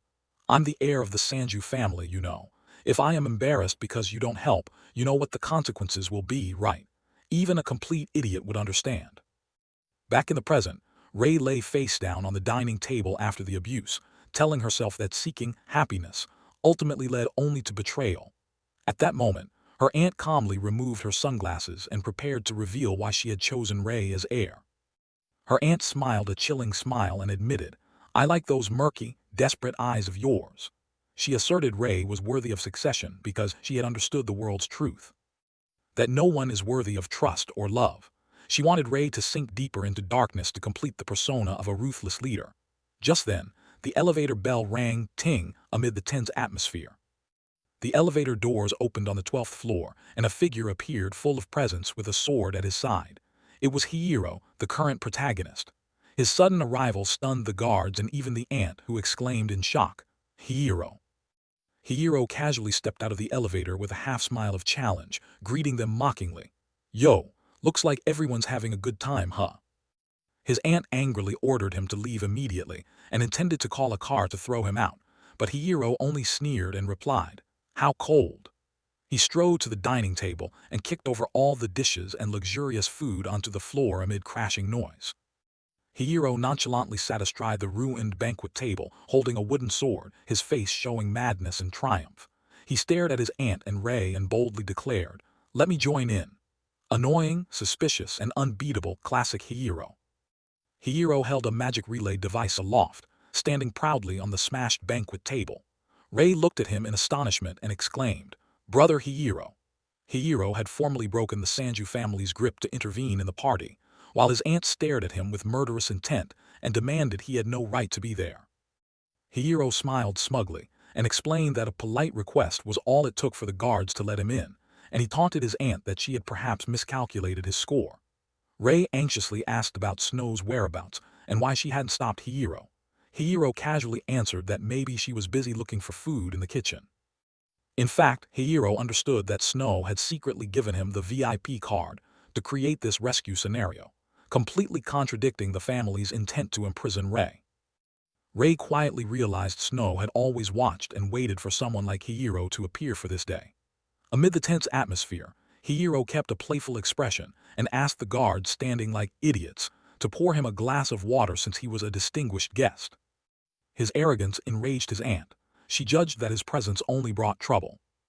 A guard charged to attack, but Hiro quickly activated the technique reinforcement projection. He moved like a lightning bolt, artfully dodging the opponent's slash. The guard insulted him as incompetent yet arrogant, while Hiro calmly prepared his next counterattack with a surge of magical electricity surrounding the wooden sword. Hiro unleashed a powerful swing like a baseball bat, shouting, "Home run!" The strike sent the guard flying along with chairs straight toward the guest area, creating a chaotic pile of wreckage. His aunt was stunned by this sudden surge of strength, while he inwardly thought he'd gone a bit too far, angered by the family sullying Rei's lily garden, her relationships. Hiro began to worry because his mana was depleted from training with Master Estiel earlier that morning. He thought if all the guards charged together, things would go badly, but outwardly he kept a calm, challenging look. "So what are you going to do next?" The Sanju guards all drew their swords and surrounded Hiro amid the banquet hall's rubble. His aunt coldly ordered, "Kill him." She declared the chaos had gone too far and she no longer wanted to keep a useless being like Hiro. The guards asked her whether killing him wasn't too soon, but she decisively stated that this building belonged to the Sanju family, so she could do whatever she wanted to remove this obstacle. She screamed in fury, "Someone with the strongest Sanju blood like him is completely unnecessary for this world." Immediately, she activated a dark attribute spell called Shutdown, and a thick, black, sinister smoke erupted, engulfing the entire banquet hall and causing panic and screams. The darkness swallowed everything so Rei could not see.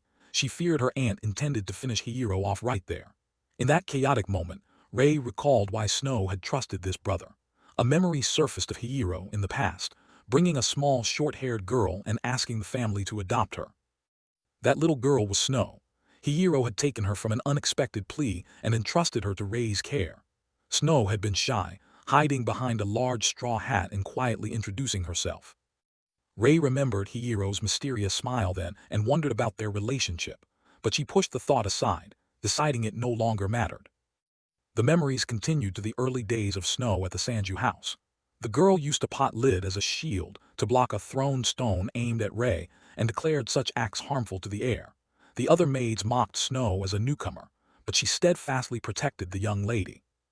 Snow even used a strange recording device to threaten Rei's bullies. Snow's brave, somewhat naive actions began to change Rei's life, letting a little light into the family's darkness. Rei admitted Snow was the only one who truly stood by her without ulterior motives. Once in the bedroom, Rei asked Snow why she'd saved her so persistently. Snow smiled and said it was because she had promised someone. Snow revealed that the person was the one she loved most and had vowed to help Lady Rei. Rei, surprised, asked who that was. Snow replied excitedly, Hiro. She believed Hiro would surely bring a smile back to the lady. However, Snow said it wasn't the right time yet and that Hiro would be reborn one day. Back in the present darkness, Rei still couldn't believe that brother could fulfill Snow's promise. The guards in the darkness all screamed die and attacked Hiro, but he found it odd that they shouted and revealed their positions. He realized their speed was far slower than the training he'd received from the monster, Estiel.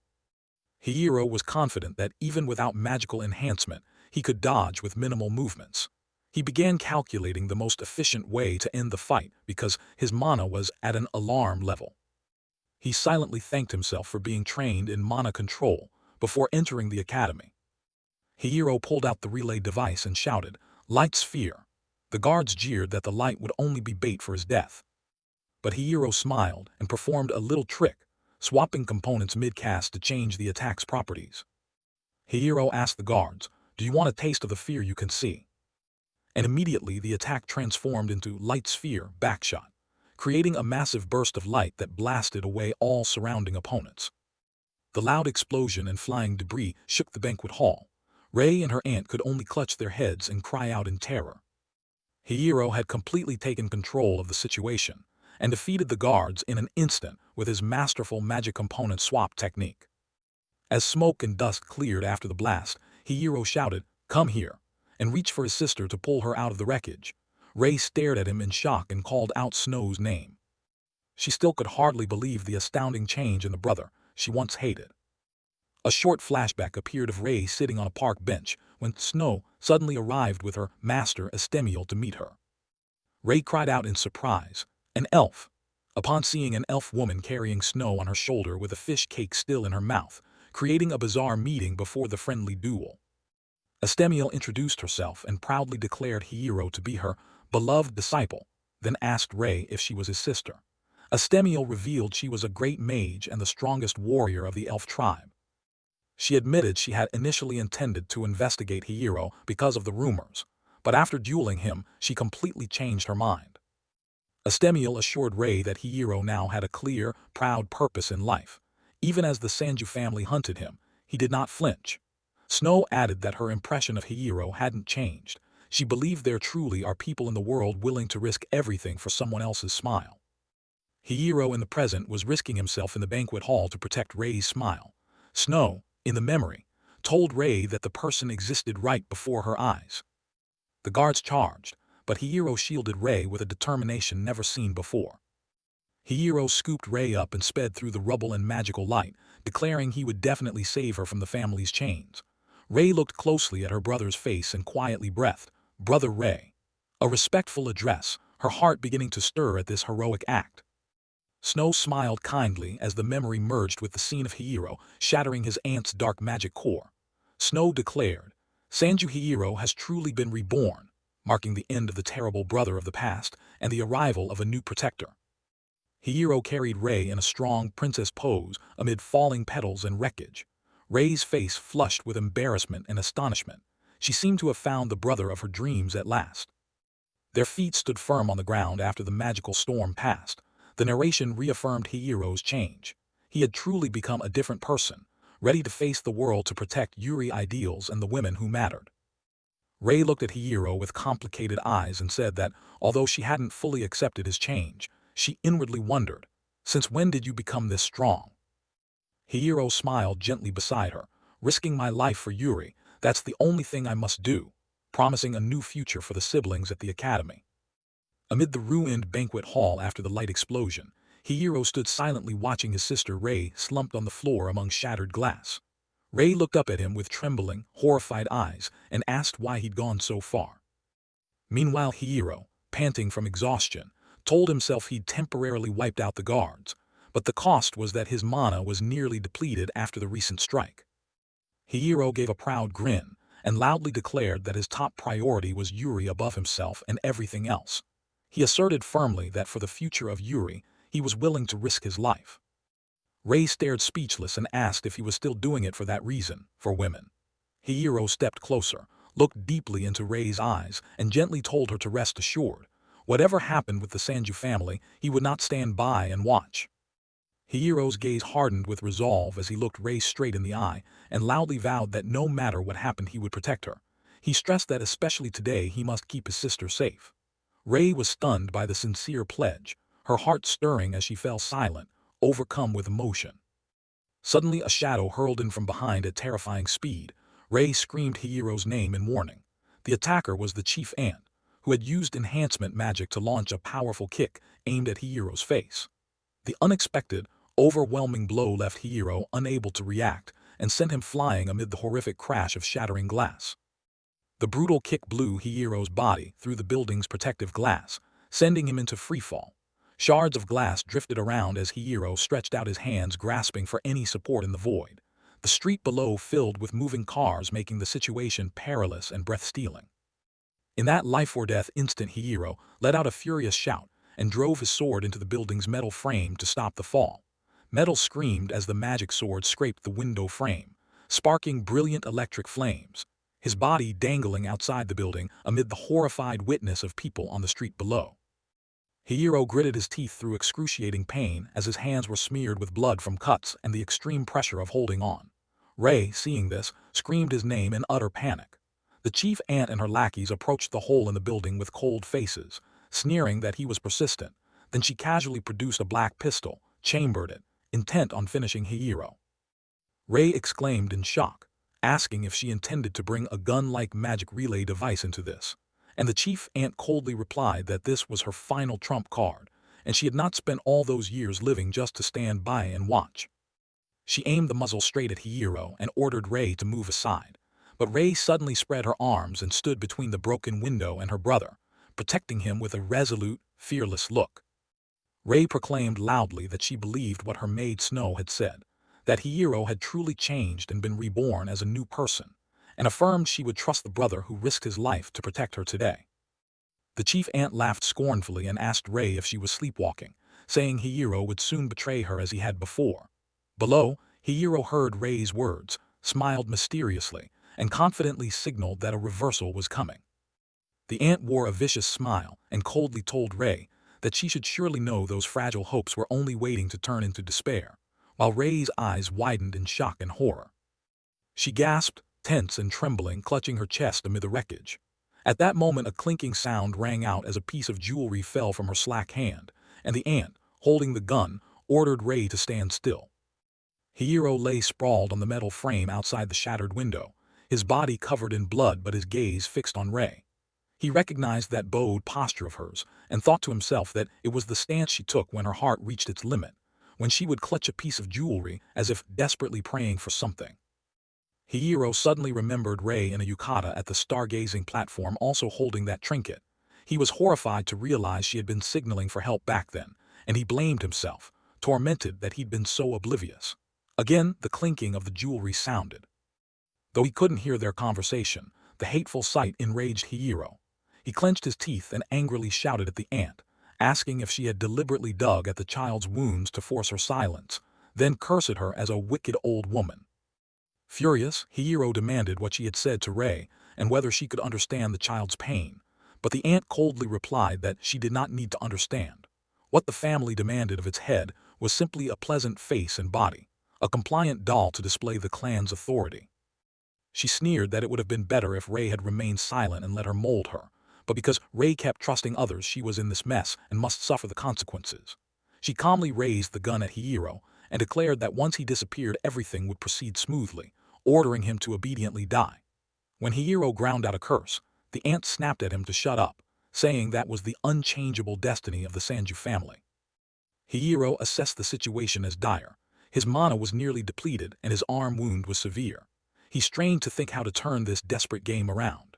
At that moment, a hallucination reflected in his eyes showed young Rei at the broken window hole, sobbing and clutching the carp doll while murmuring for her parents and weakly crying for help. Seeing that pitiful image, Hiro ground his teeth into a resolute smile and reaffirmed his ideals. Magical lightning sparked as he tightened his grip on the sword and shot forward with terrifying speed from outside to in, telling himself that in this moment he alone could save the child drowned in tears. Hihiro let out a heroic roar that echoed through the space, hurled himself through the shattered window frame, and poured his remaining strength into a thunderous downward sword strike. Just as the attack was about to hit, a long-haired guard in a black vest leapt out to block it and protect the ant. The two swords clashed, producing a violent shockwave and scattering sparks. Hihiro used every ounce of strength to force his blade down and shouted, finishing his earlier words that the only one who could save Rei now was himself. Under the tremendous pressure of Hihiro's strike, the guard's sunglasses shattered and clattered to the floor, revealing an emotionless face with a bleeding cut on his forehead. Hihiro and Rei both stared in shock. When Hihiro looked into that hollow gaze, he barely smiled and remarked that those eyes seemed very familiar. The ant angrily bellowed at the guard, demanding to know what the hell he was doing standing there, and ordered that the stubborn leech be dealt with at once. The guard kept his cold, expressionless face. Hihiro saw through those empty eyes and realized they belonged to someone whose soul the Sanju family had mercilessly taken, and whose mind was completely controlled. Immediately after, he plunged into another fierce assault, and the guard raised his sword to parry, creating a new brutal clash. The battle raged fiercely as the two blades kept clashing and showering sparks.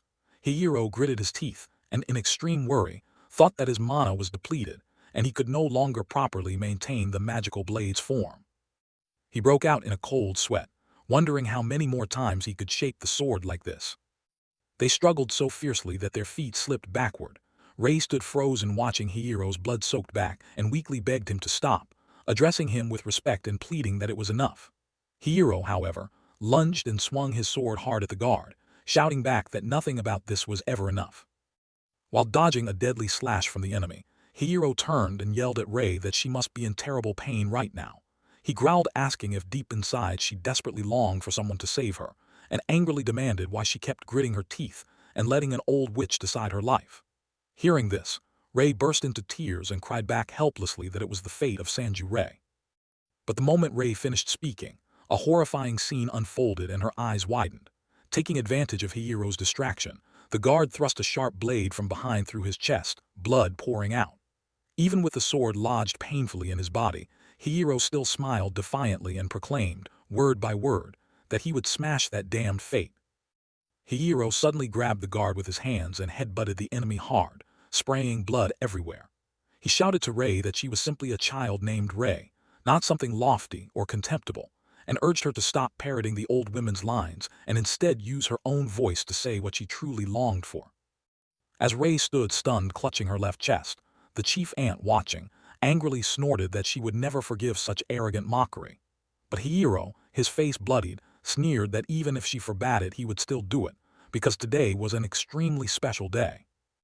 Hihiro gave a gentle smile to Rei and told the old woman that today was her birthday. He dropped to one knee from exhaustion but continued, saying that as a brother who always remembers his sister's birthday, it was not wrong for him to grant a small, simple wish like any ordinary sister might receive. The sincere words left the ant dumbfounded and brought tears to Rei's eyes.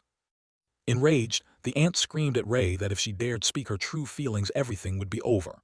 She threatened, asking if Rei knew how much suffering the women before her had endured to gain real power. Despite the threats, Rei tightened her grip on the trinket and sobbed, memories of being forced to become a perfect machine flashing through her mind. She thought to herself that she'd always wondered why she was born. Since entering the Sanju clan no one had needed her true self, and constantly playing the role of Sanju Rei left her more exhausted and adrift in the world. For that reason, deep in her heart, tears streamed down her cheeks as Rei looked straight ahead and confessed the wish from the bottom of her heart. She had always yearned for someone to wish her a happy birthday. In response to that small wish, Hihiro closed his eyes, smiled radiantly through the blood on his face, and softly said, "Happy birthday, Rei." Rei's small hand loosened, dropping the braided fabric bracelet to the floor. She sank to her knees and sobbed aloud like a child unburdened. Opposite her, having fulfilled his promise to protect his sister's smile, Hihiro was utterly exhausted and slowly fell backward with a smile. But tragedy struck. The moment Hihiro closed his eyes and fell unguarded, the guard with the hollow eyes mercilessly drove another fatal blade through him.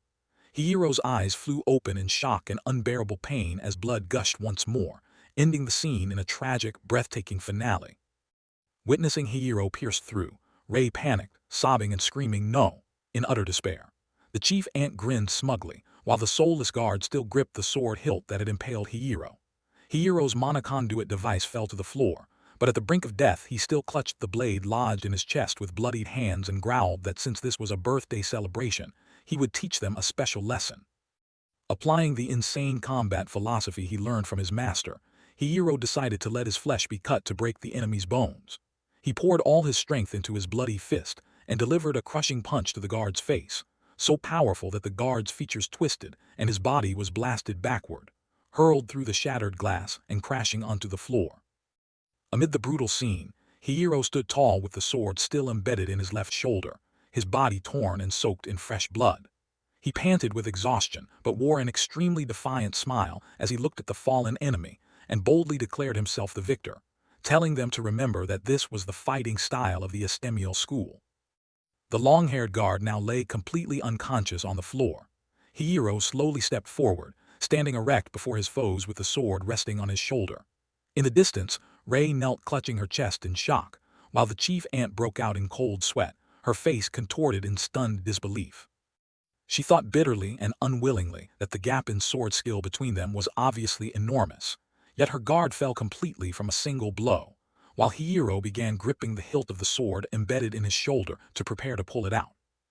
Hiro gritted his teeth and ripped the bloodied sword from his body, spraying blood.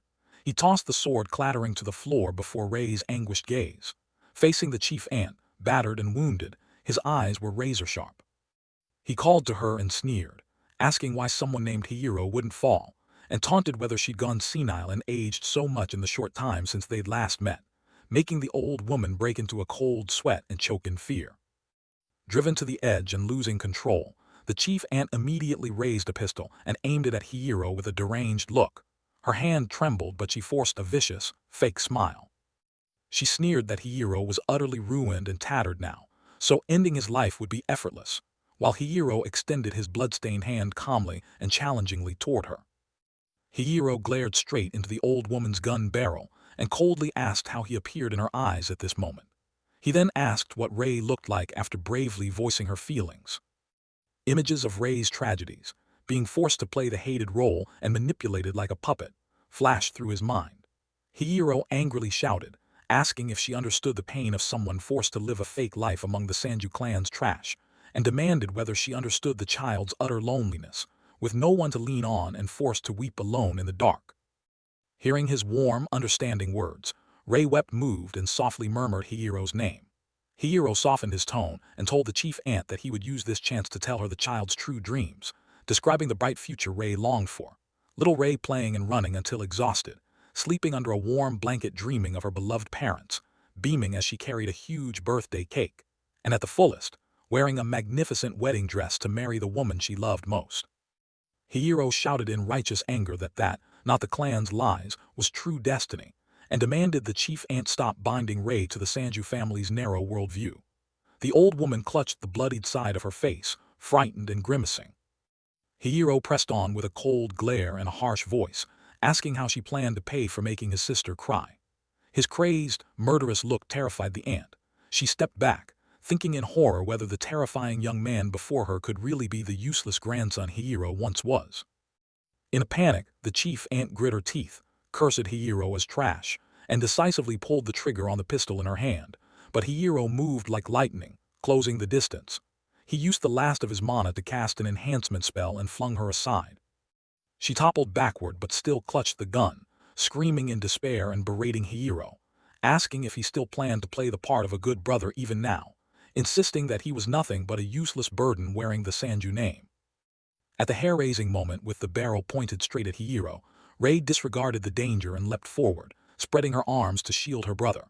Hiro shouted her name in alarm and urged her to move because the shot would hit, but Rei, face streaked with tears and eyes resolute, loudly ordered the ant to step back.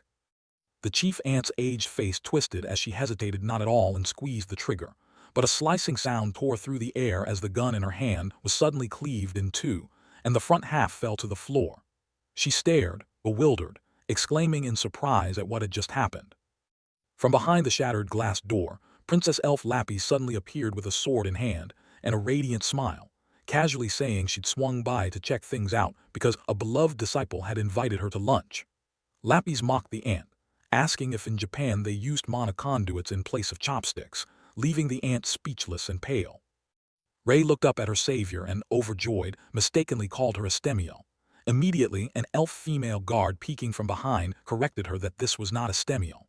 Lapis planted her sword on the floor and coldly declared she had no interest in this family's internal squabbles, adding that Hiro should have stopped her from intervening. Lapis tugged her cap brim and shifted to a sharp tone, warning that if the Sanju clan ever hurt her friends again, she would personally be their opponent.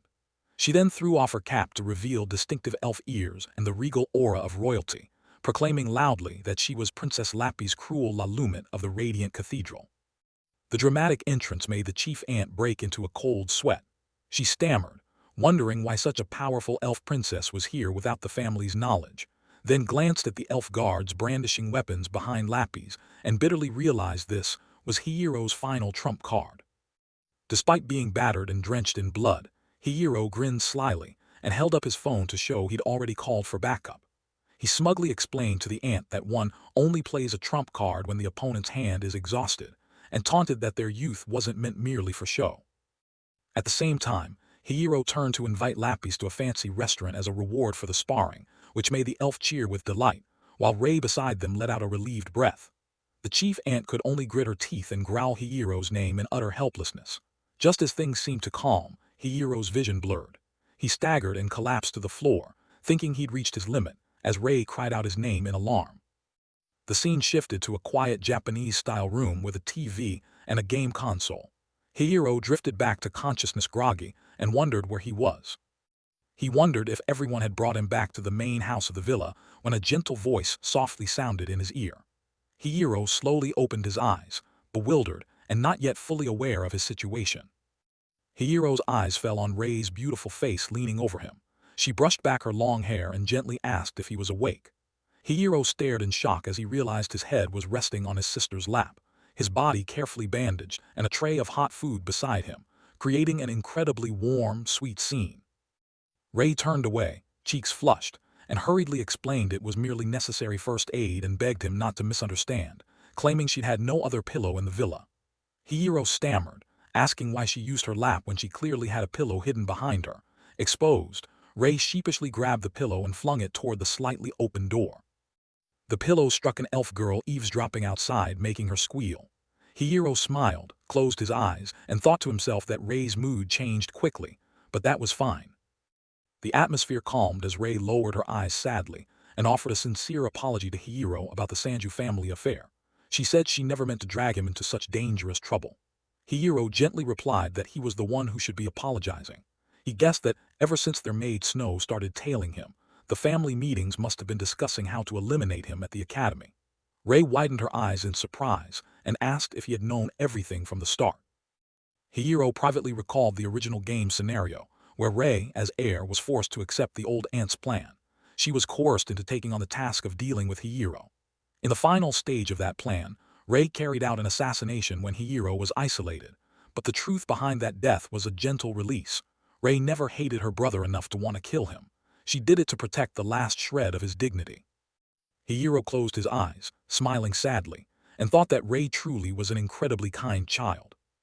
Hiro lay there, smiling softly, apologizing to Rei for all she must have endured alone while trying to protect him. Rei hurriedly, eyes brimming, answered that it wasn't his fault but that she hadn't had the courage to stop things. Hiro smiled brightly, thanked his sister, and reassured her that her self-reflection was enough. He promised he would make her happy from now on. Rei blushed, flustered, then brought over a tray of steaming porridge and told him about it. Hiro cheerfully replied that wonderful, he was starving too. Rei carefully scooped a spoonful of porridge, blew on it to cool it, and held it up to feed Hiro. Hiro awkwardly declined, saying his right hand still worked so he could feed himself, but Rei immediately glared and insisted no, he had no right to hold this spoon. She calmly added that she had let Maid Snow taste it first, so at least his safety was ensured. Hearing that his sister's porridge required a poison test to guarantee safety, Hiro panicked and asked if she meant he'd die if he didn't eat it, making a nauseated face. Hiro grimaced, yelled that the porridge tasted like glue, and thought inwardly that his Yuri protector instincts were sounding alarms. If he didn't reduce his sister's fondness for him, it could be dangerous. He even teased whether rice grains could be used as glue. But Rei, tears welling, was moved, thinking he was an awkward person trying to scold and encourage her, praising him for not lying like others, which left Hiro bewildered. Seeing her affection not diminished but increased, Hiro resigned himself, pinched his nose, scooped the porridge down, and tried to praise it enthusiastically until he was choked.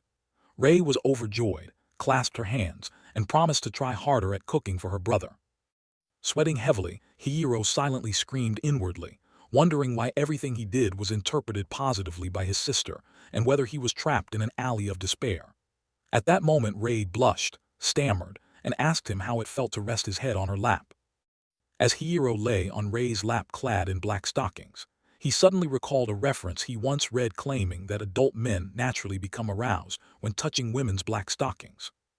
Hiro panicked inwardly, thinking what the hell his sister was saying, because directly stimulating the senses like that was against the rules.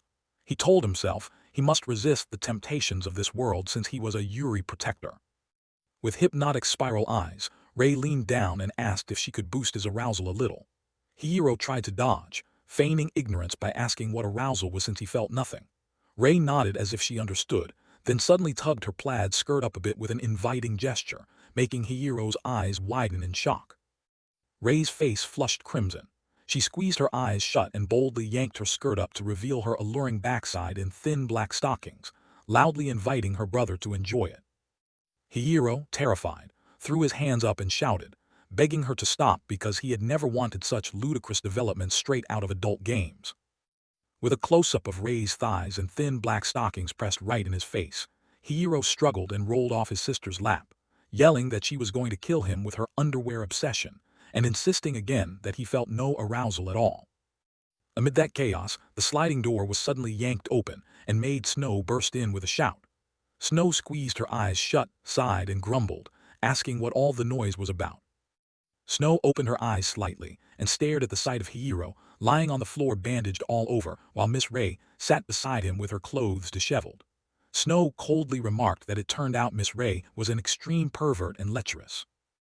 Rei heard this, went bright red, and panicked as she turned to scold Hiro as terrible and told him not to cause Snow to misunderstand such bizarre things. Hiro also shouted, wondering what kind of upbringing the Sanju family gave their children to cause this mess. Snow ignored the explanations, calmly stepped closer, and slipped between the siblings with a probing question. Snow looked at Hiro with hollow eyes and asked in a flat voice whether he had committed indecent acts with Miss Rei, declaring that anyone who dared touch the young lady must be punished. Rei stared, bewildered. Suddenly Snow produced a large wooden club bristling with menace and asserted that by an ancient pact she was obliged to destroy him. Rei burst into tears, waving her hands to protest that they hadn't done anything, and if anything it had only been wholesome actions described in reference books. Hiro broke into a cold sweat, shouting and asking where Snow pulled that club from and begging her not to make things worse, while wondering what ridiculous reference materials the two girls had been reading. Rei, tearful, grabbed the magazine hidden under the mattress and snapped that it was clearly a pornographic magazine, not a reference book, calling him a pervert. Snow calmly replied that she was merely verifying age limits because the magazine described wild, bestial encounters. Then without warning Snow dropped to her knees, pulled Hiro's head into her bosom, smiled brightly, and asked if doing this would mean there would be no more problems, leaving Hiro completely frozen in shock at the chaotic contest of affection between the two girls. Snow gently put a finger to her lips in a shushing gesture and smiled, saying it would be fine. Hiro and Rei blushed furiously at the teasing display. Snow lifted Hiro's chin with her hand and in a bewitching voice asked Rei, since she'd gone to such trouble, if Miss Rei would prefer to lie on her lap instead of the mattress. Rei blushed and, stammering, admitted that wouldn't be so bad. Meanwhile Hiro was pinned stiff between the two girls and couldn't move. He shouted angrily, demanding to know what their aim was and declaring this nothing short of torture by flaying. Snow kept her mischievous smile and told Hiro that this was his reward for trying to protect them. Then she urged Rei that it was time to return or everyone would start looking for them. Rei, still flushed, agreed with Snow. Hiro let out a relieved breath, thinking he'd finally escaped the dilemma. He told himself he had at least protected a brother's dignity and kept Yuri's feelings unsullied. He also realized that constant overexposure to girls' provocations could lead to crossing the line behaviors that would seriously damage his psyche. Hiro's thoughts wandered when suddenly, he had a severe nosebleed and collapsed to the floor, prompting Rei to call his name in alarm. He inwardly explained that his brain had been overloaded by intense stimuli, so he forced blood to his head to induce oxygen deprivation, thereby dulling his awareness to avoid losing his sanity. Before passing out, Hiro weakly urged Rei and Snow to live happily together forever as a final plea, causing both Rei and Snow to rush over in panic to catch him. Rei screamed Hiro's name in desperation when she saw him lose consciousness, while Snow beside her could only close her eyes and sigh in exasperation at his self-inflicted suffering to escape reality. The narration then explained that after those terrifying events, the two girls realized the utter fear of nearly losing someone important, and from then on Snow understood why Miss Rei had decided to move into the annex with her brother, despite Rei's deeply regrettable past with him. A bracelet woven from cloth appeared, evoking the soul carp friend Rei had ever cherished. In her most painful and desperate moments, when she couldn't reach a distant place, she would clutch that jewelry braided from the fish's scales to get through hardship. And though she had once been so hopeless she gave up and was stripped of her most precious things day after day, she was ultimately saved. Rei looked at the bracelet in her hand, smiled gently, and wiped away her tears. She told herself that from now on she didn't need to let go or despair anymore, because someone was there to protect her. Beside her, Snow smiled radiantly and rose to her feet. Both girls turned their gazes to Hiro lying unconscious on the floor, as an affirmation of the bond and affection between the three of them after the storms they'd weathered. The story moved to the days Hiro spent recuperating. Thanks to this world's healing magic, his severe wounds recovered miraculously. Rei frequently found excuses to come and care for her brother. When Hiro hinted that his injuries had fully healed, Rei smiled calmly and replied that this was her house, so she was the law. He was left speechless. Hiro thought to himself that the annex villa had become much louder and livelier. Perhaps the elf girls were enjoying themselves somewhere, and those peaceful days slipped by quickly. Time passed, and cherry blossoms began to fall in profusion, heralding a new spring. Hiro, dressed properly in his school uniform, stepped out the gate with Lapis and Rei also wearing the academy uniform. The three walked beneath a canopy of cherry trees toward the magnificent school gates where a sign read "Entrance Ceremony." Hiro glanced at Rei beside him and said that from now on the main part of the story would begin. Hiro and the girls passed through the school gates to greetings from everyone, but in a shadowed corner, a mysterious short-haired girl stood silently watching them. The girl watched Hiro's retreating back and the sword at his hip, then smirked faintly. She murmured "protagonist" under her breath, signaling turbulent events to come. The mysterious girl's face became fully visible. She had partially dyed short hair and razor-sharp eyes. An introduction caption confirmed her true identity as the protagonist of the game Everything for the Score, Tsuki Sakura. She looked at Hiro challengingly and let out an ambiguous exclamation. Hiro gave a bright smile and thought to himself that Hauju Academy was really a magical girls' school. But as expected in Yuri games, he wondered why a male character could casually attend such a school. He told himself that men's presence in a world drawn around girls' love only caused discomfort. Then he winked confidently and reassured himself that it was fine because he would never betray his Yuri ideals. The academy's real name was Hauju Girls' Magical Academy, but there was a special rule allowing men to enroll if they met strict conditions. The academy sprawled in grand, modern architecture like a miniature kingdom, and a book featuring Hiro, Lapis, and Rei appeared with a blurb announcing that Volume 2 of the manga of the same name had been released, marking the promising start of the academy arc. Hiro stood before a huge electronic map board and marveled at how insanely large the school was. He thought most new students would get lost because the layout was so complex. He recalled that he had intentionally walked ahead of Lapis and Rei to arrive early and act alone. He had a specific purpose: to wait near classroom 1A in hopes of accidentally bumping into and making an impression on the protagonist of this game. But in that moment, a mysterious short-haired girl silently passed by him. Hiro leaned against the wall and thought that, although there were a few other male students, most were placed there by powerful families and had to either present as girls or hide their true identities to avoid discrimination. He understood that men were generally disliked in this world for being different, but Hiro put on a casual face and told himself that as long as he pretended not to care and endured being ignored, his school life would remain peacefully like the virtue of endurance. Just as he stretched and began to enter the 1A corridor, an unexpected incident occurred. Another male student flew out of the classroom and crashed to the floor with a horrible crash, leaving Hiro frozen in shock. Hiro stared at the unlucky student and thought to himself that, for men being ignored like an invisible person, wasn't the worst fate compared to being treated brutally like a slave. The student wailed and ran madly from the 1A corridor. Hiro moved closer, peered into the classroom, and wondered what had happened. Inside the classroom stood a female student with tightly coiled hair holding a fan to her mouth. The moment she saw Hiro, her eyes lit up as if spotting fresh prey, and she muttered that another boy had appeared. Hiro felt danger, recognizing the murderous glare in her eyes as if she intended to use all her force to eject any man who dared enter the class.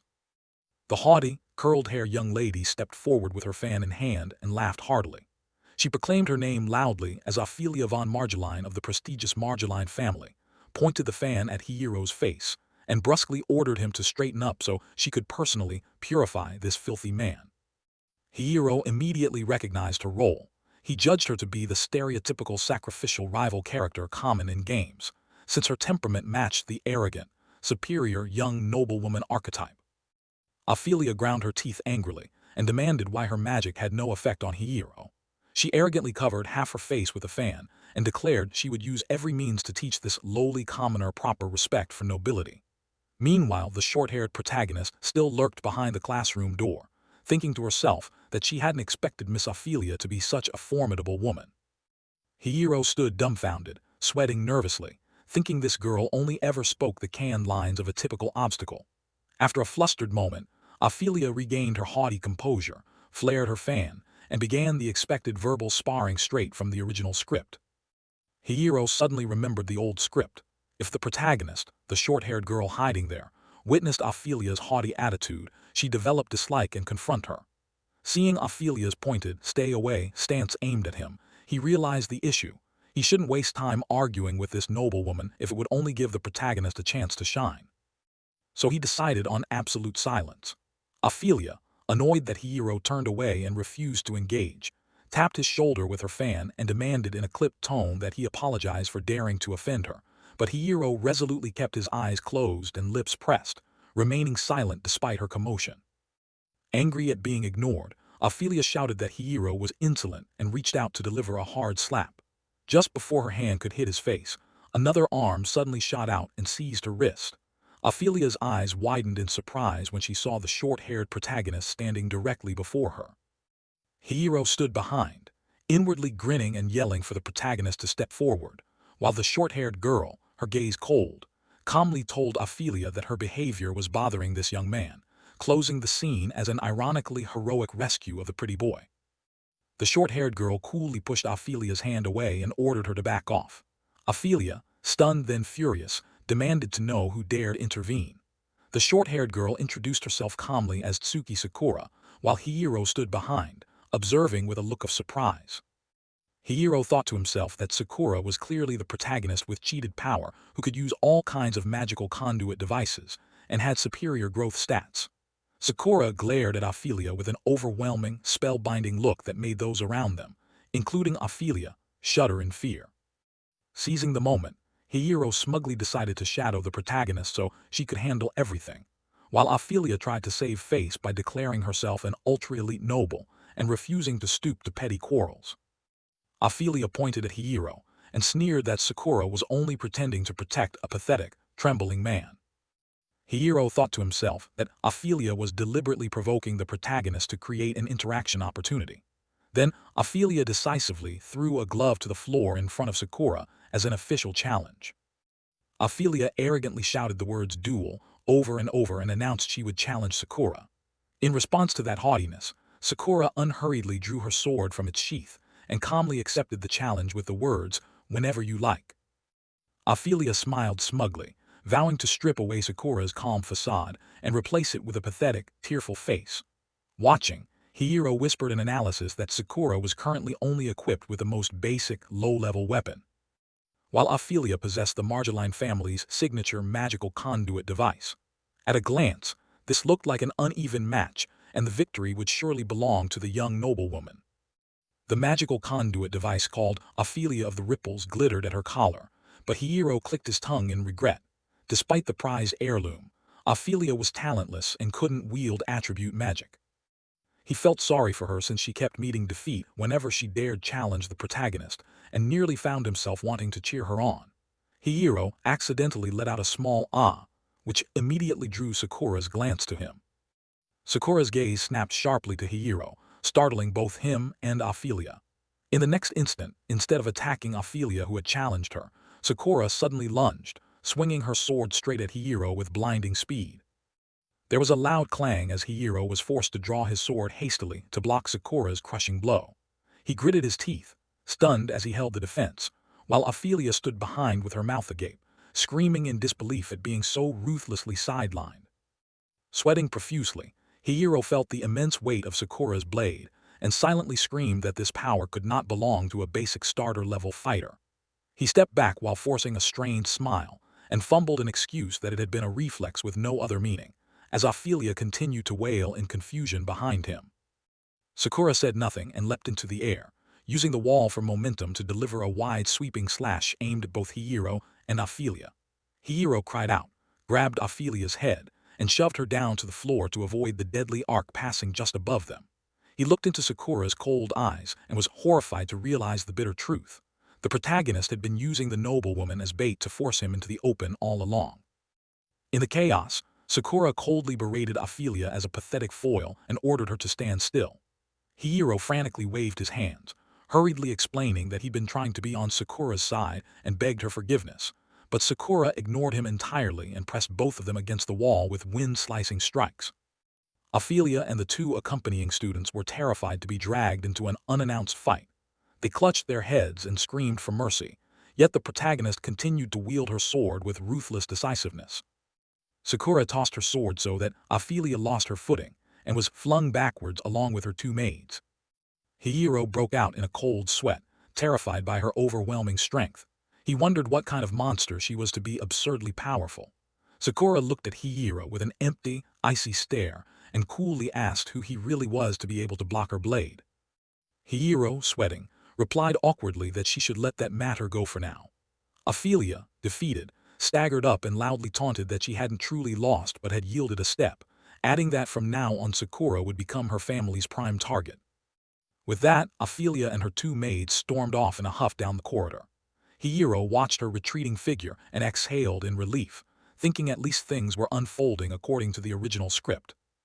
Ophelia and her two maids ran but kept glancing back, grumbling that she would never let this go.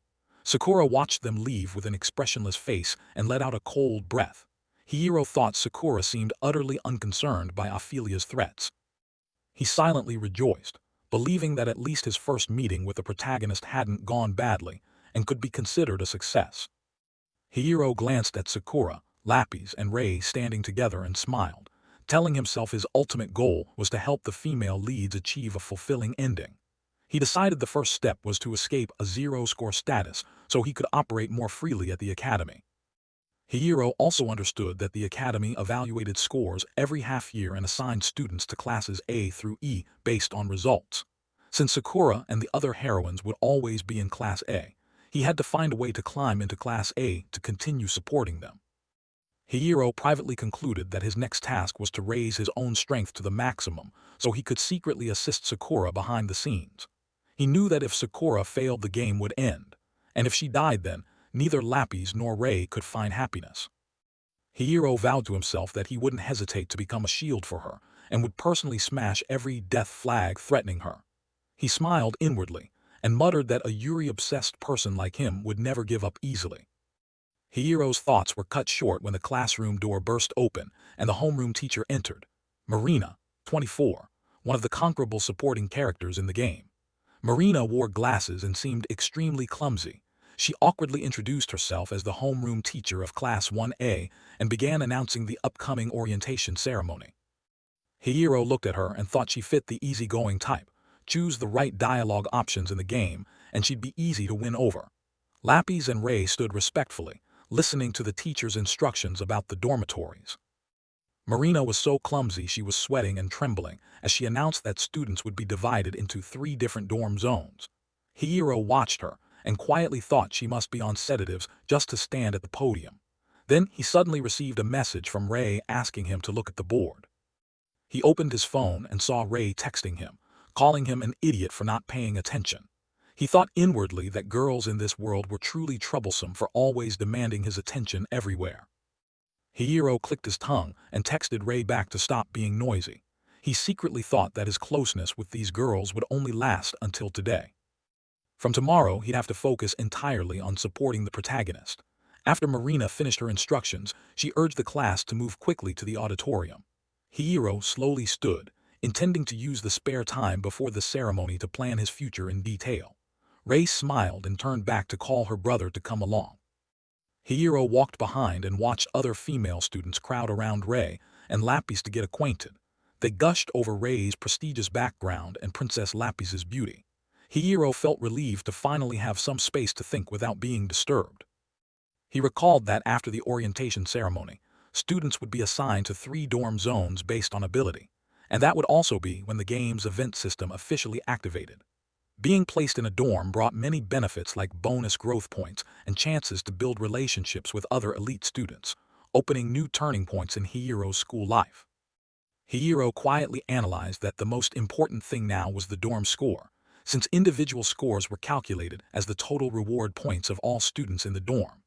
That meant even someone with negative points like him could be pulled into positive territory by riding on others, so his most practical goal from today was to get into a dorm. Lost in thought, Hiro turned to greet but froze in shock when he realized the protagonist Sakura was sitting right beside him with a hollow expression as if her soul had left her body. He broke into a cold sweat, panicked, and silently cried out asking why she had suddenly appeared here, worried he might accidentally trigger some strange event. Hiro forced a smile and used calm words to ask Sakura to move. He made an excuse that a friend of his would be sitting there soon and begged her to give up the seat. But Sakura kept her blank expression and didn't respond. Hiro, sweating, added that he'd never had formal swordsmanship training and that his master was gravely injured and near death, so he implored her to show him mercy after hearing his explanation. Sakura bluntly refused and coldly exposed that Hiro didn't actually have any such friend, leaving him angered and choked.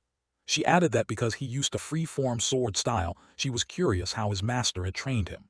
Hiro sighed inwardly, thinking that her approaching him had been a mistake from the start. She should have paid attention to the other outstanding Class A girls instead. Sakura casually apologized for not meeting his expectations, while the other girls in the distance chatted excitedly about Sakura's beauty and hoped she'd become an ideal Yuri pairing with Miss Ophelia. Hiro remained steadfast in his goal to protect the purity of Yuri from harm by changing the fate of the Sanju family. Sakura opened her eyes, looked at Hiro with a cold, sharp gaze, and declared that those other girls were too weak, and she had no interest in befriending opponents beneath her. Hiro thought that this hungry-for-power way of speaking was the reason she'd come to the academy, and that the Girl Hunter command was meant to awaken her true power. He realized from now on he must deepen his relationship with the heroines to slowly melt that cold heart. Sakura smiled with interest and recounted that when she first saw him at the school gate she was thrilled, thinking a strong male student had dared to enroll in the girls' school, but then she tilted her head and added that it seemed that wasn't actually the case. Suddenly Sakura reached out, lifted Hiro's chin, pulled his face close, and flashed an alluring smile, praising that he was indeed very strong, Hiro-kun.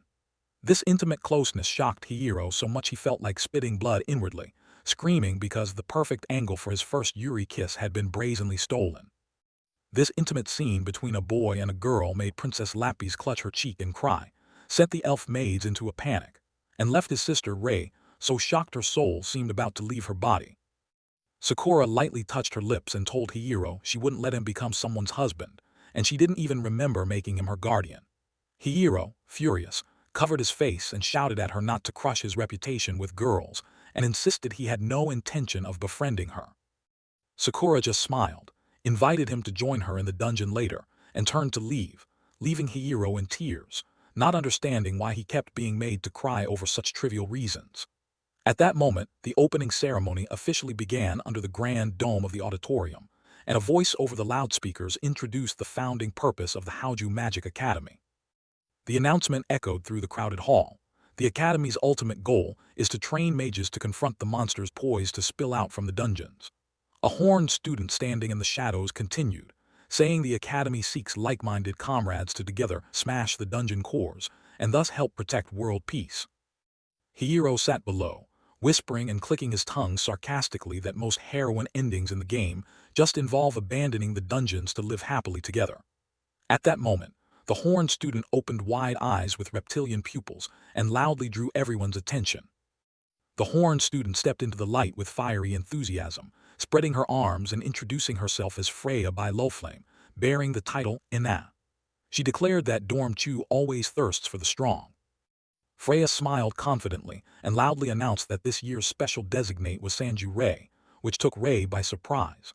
An explanatory caption appeared, stating that once-a-year dorms may use the special designation to absolutely recruit one new student they most desire. The criteria for becoming a special designate are strict, based on scores, family background, and ability. Hiro clapped happily in congratulations and thought that even the protagonist would struggle to catch Dorm Chu's eye. He looked at Rei, who remained calm and confident, and privately praised his sister for not flinching before such an honor. Continuing the ceremony, the representative of the next dorm slowly stepped to the podium, a gentle, beautiful girl wearing a veil over her eyes. The veiled girl smiled kindly, thanked everyone for their cooperation, and introduced herself as Furii Froma Phrygians, titled Tiat Lin, representing Dorm Thur with the unicorn emblem. Furii closed her eyes softly and then announced the special designate of her dorm, Princess Lapis Cruel La Lumit, startling Lapis.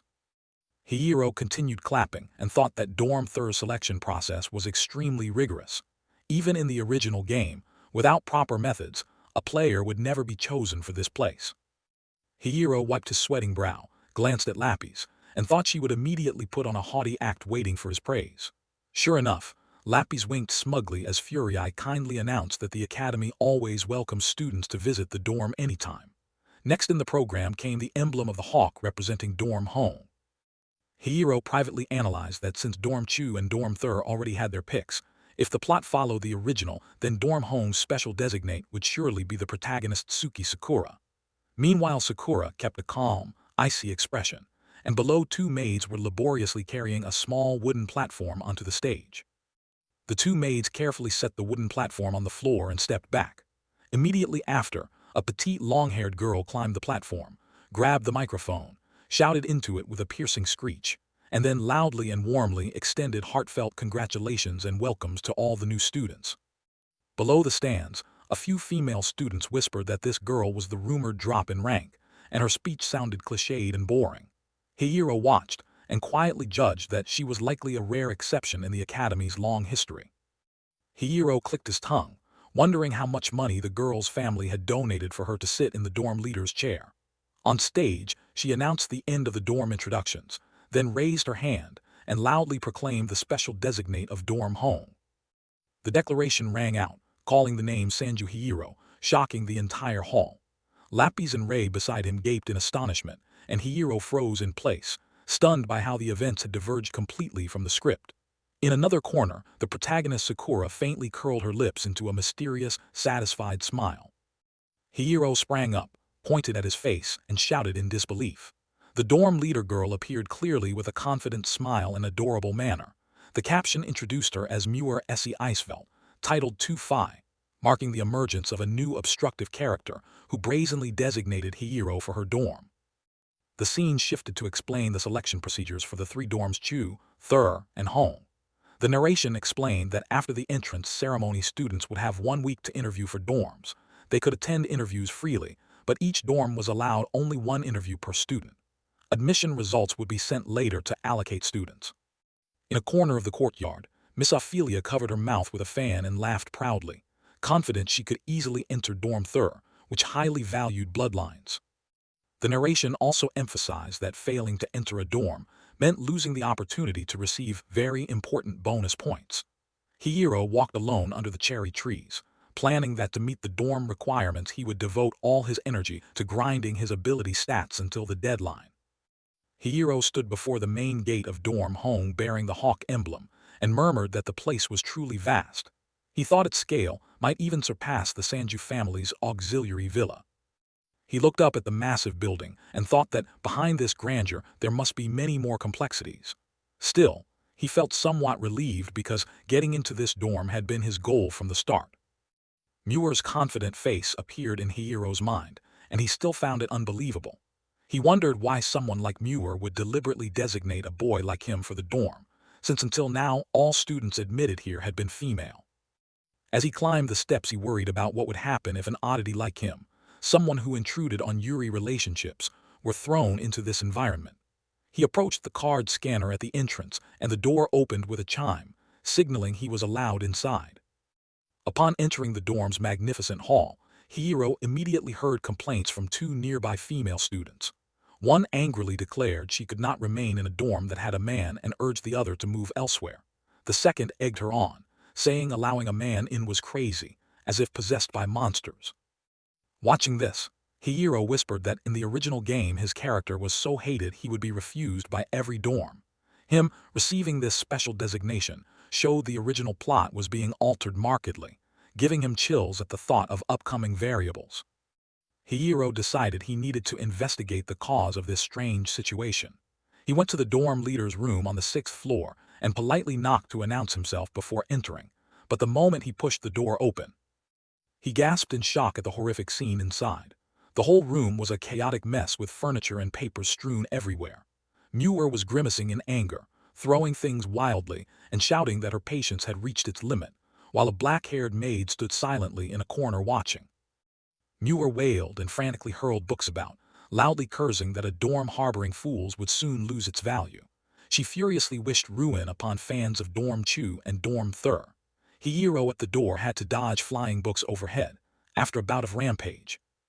Muir suddenly noticed Hiro's presence, startled and flustered, and quickly feigned a clearing of her throat to regain her haughty composure.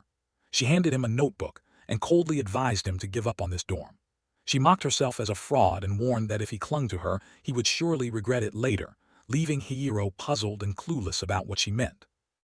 Muir resumed her proud demeanor and said that anyone hearing the name Hiro would know him as Sanju Hiro. She sat imperiously on the desk with a cup of tea in hand and declared she would welcome him, because he had the honor of catching her eye and becoming her special designate. An introduction caption confirmed her true identity as Muir Essie Eisvelt of the prestigious Eisvelt family. She was the leader of Dorm Home and also the game Esko's third heroine. The narration added that the Eisvelt family was a ducal matriarchy renowned as an aristocratic house that produced outstanding mages. Muir's 5 elder sisters all graduated from Haoju Academy as top students and are active elites across various fields. But contrary to that glorious tradition, Muir's abilities were woefully poor. Flashbacks showed her repeatedly failing practical magic exercises that hit the target dummy, prompting her mother and sisters to shake their heads in disappointment and turn away, leaving her standing stunned and fearful before their disdainful, cold looks.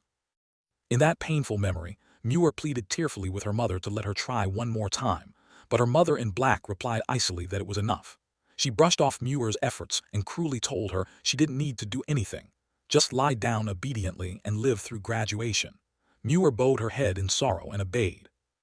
The narration revealed the harsh truth that Muir's innate mana was so deficient she could hardly cast spells. The staff in her hand was ultimately a useless ornament, which bitterly earned her the contemptuous nickname, Fake Mage. With such weak power, the only thing Muir retained was the dorm leader's chair, purchased with hefty donations from her family, along with a manufactured pride forged by the aristocratic upbringing of her lineage. That pride drove away those who had once sympathized with or disliked her, leaving her abandoned and crying alone in the quiet room. Yet amid that despair, one person resolutely stayed to serve and remain loyal, a quiet black-haired maid who gently bent down to hand Muir a handkerchief to wipe her tears. The maid's name was Lily, and through her devotion and filial care, she helped Muir gradually regain a heart capable of love. Muir's storyline was not merely a Yuri romance, but a moving coming-of-age journey of two people leaning on each other. Hearing the story, Hiro unexpectedly burst into tears. He sobbed because, as a player who had experienced the entire plot, recalling the tragic late-stage events overwhelmed him with emotion. Muir and Lily were startled and flustered to see him suddenly break down. The dorm leader blankly stammered, asking why he was crying so pathetically. In the dorm leader's office, Hihiro still sniffled and then loudly declared he would always stand by Muir and use his body to remove any obstacles in her way. Hearing such impassioned vows, Muir could only break into a cold sweat, saying she didn't understand what he was talking about, while Lily praised his loyalty as admirable. Muir then propped her chin on her hand, acting arrogant and smugly claiming her charm was so great that even men were attracted.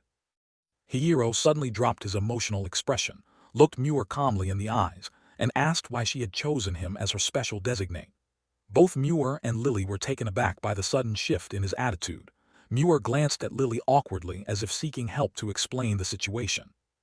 Lily smiled gently and explained on her mistress's behalf that of course it was because Hihiro had caught Lady Muir's eye. Muir immediately chimed in confidently, asserting that as Muir of the prestigious Eisfeld family she had excellent judgment of people.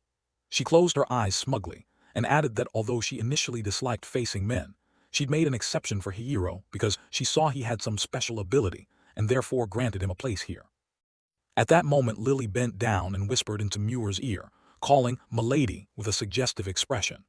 Muir began to sweat and hurriedly protested that she hadn't said anything wrong, then reluctantly stammered that it was actually because that person kept insisting she do it.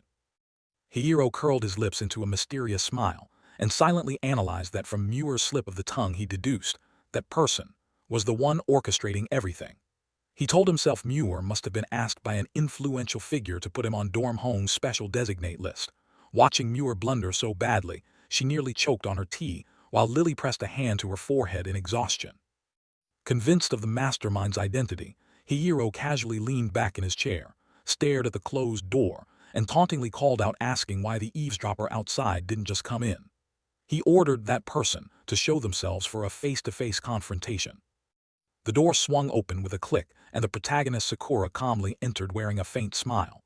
She looked at Hihiro and greeted him familiarly. "Fancy seeing you again, Hihiro-kun." She stepped closer and teasingly noted that Hihiro not only wielded a sharp sword but also had a keen mind for sensing her presence. Sakura even joked asking if he wanted her to praise his intelligence a bit. Hihiro coldly declined and explained it was merely logical deduction based on the world's norms. He stared at Sakura and demanded why someone talented like her would meddle in the Eisfeld family's affairs.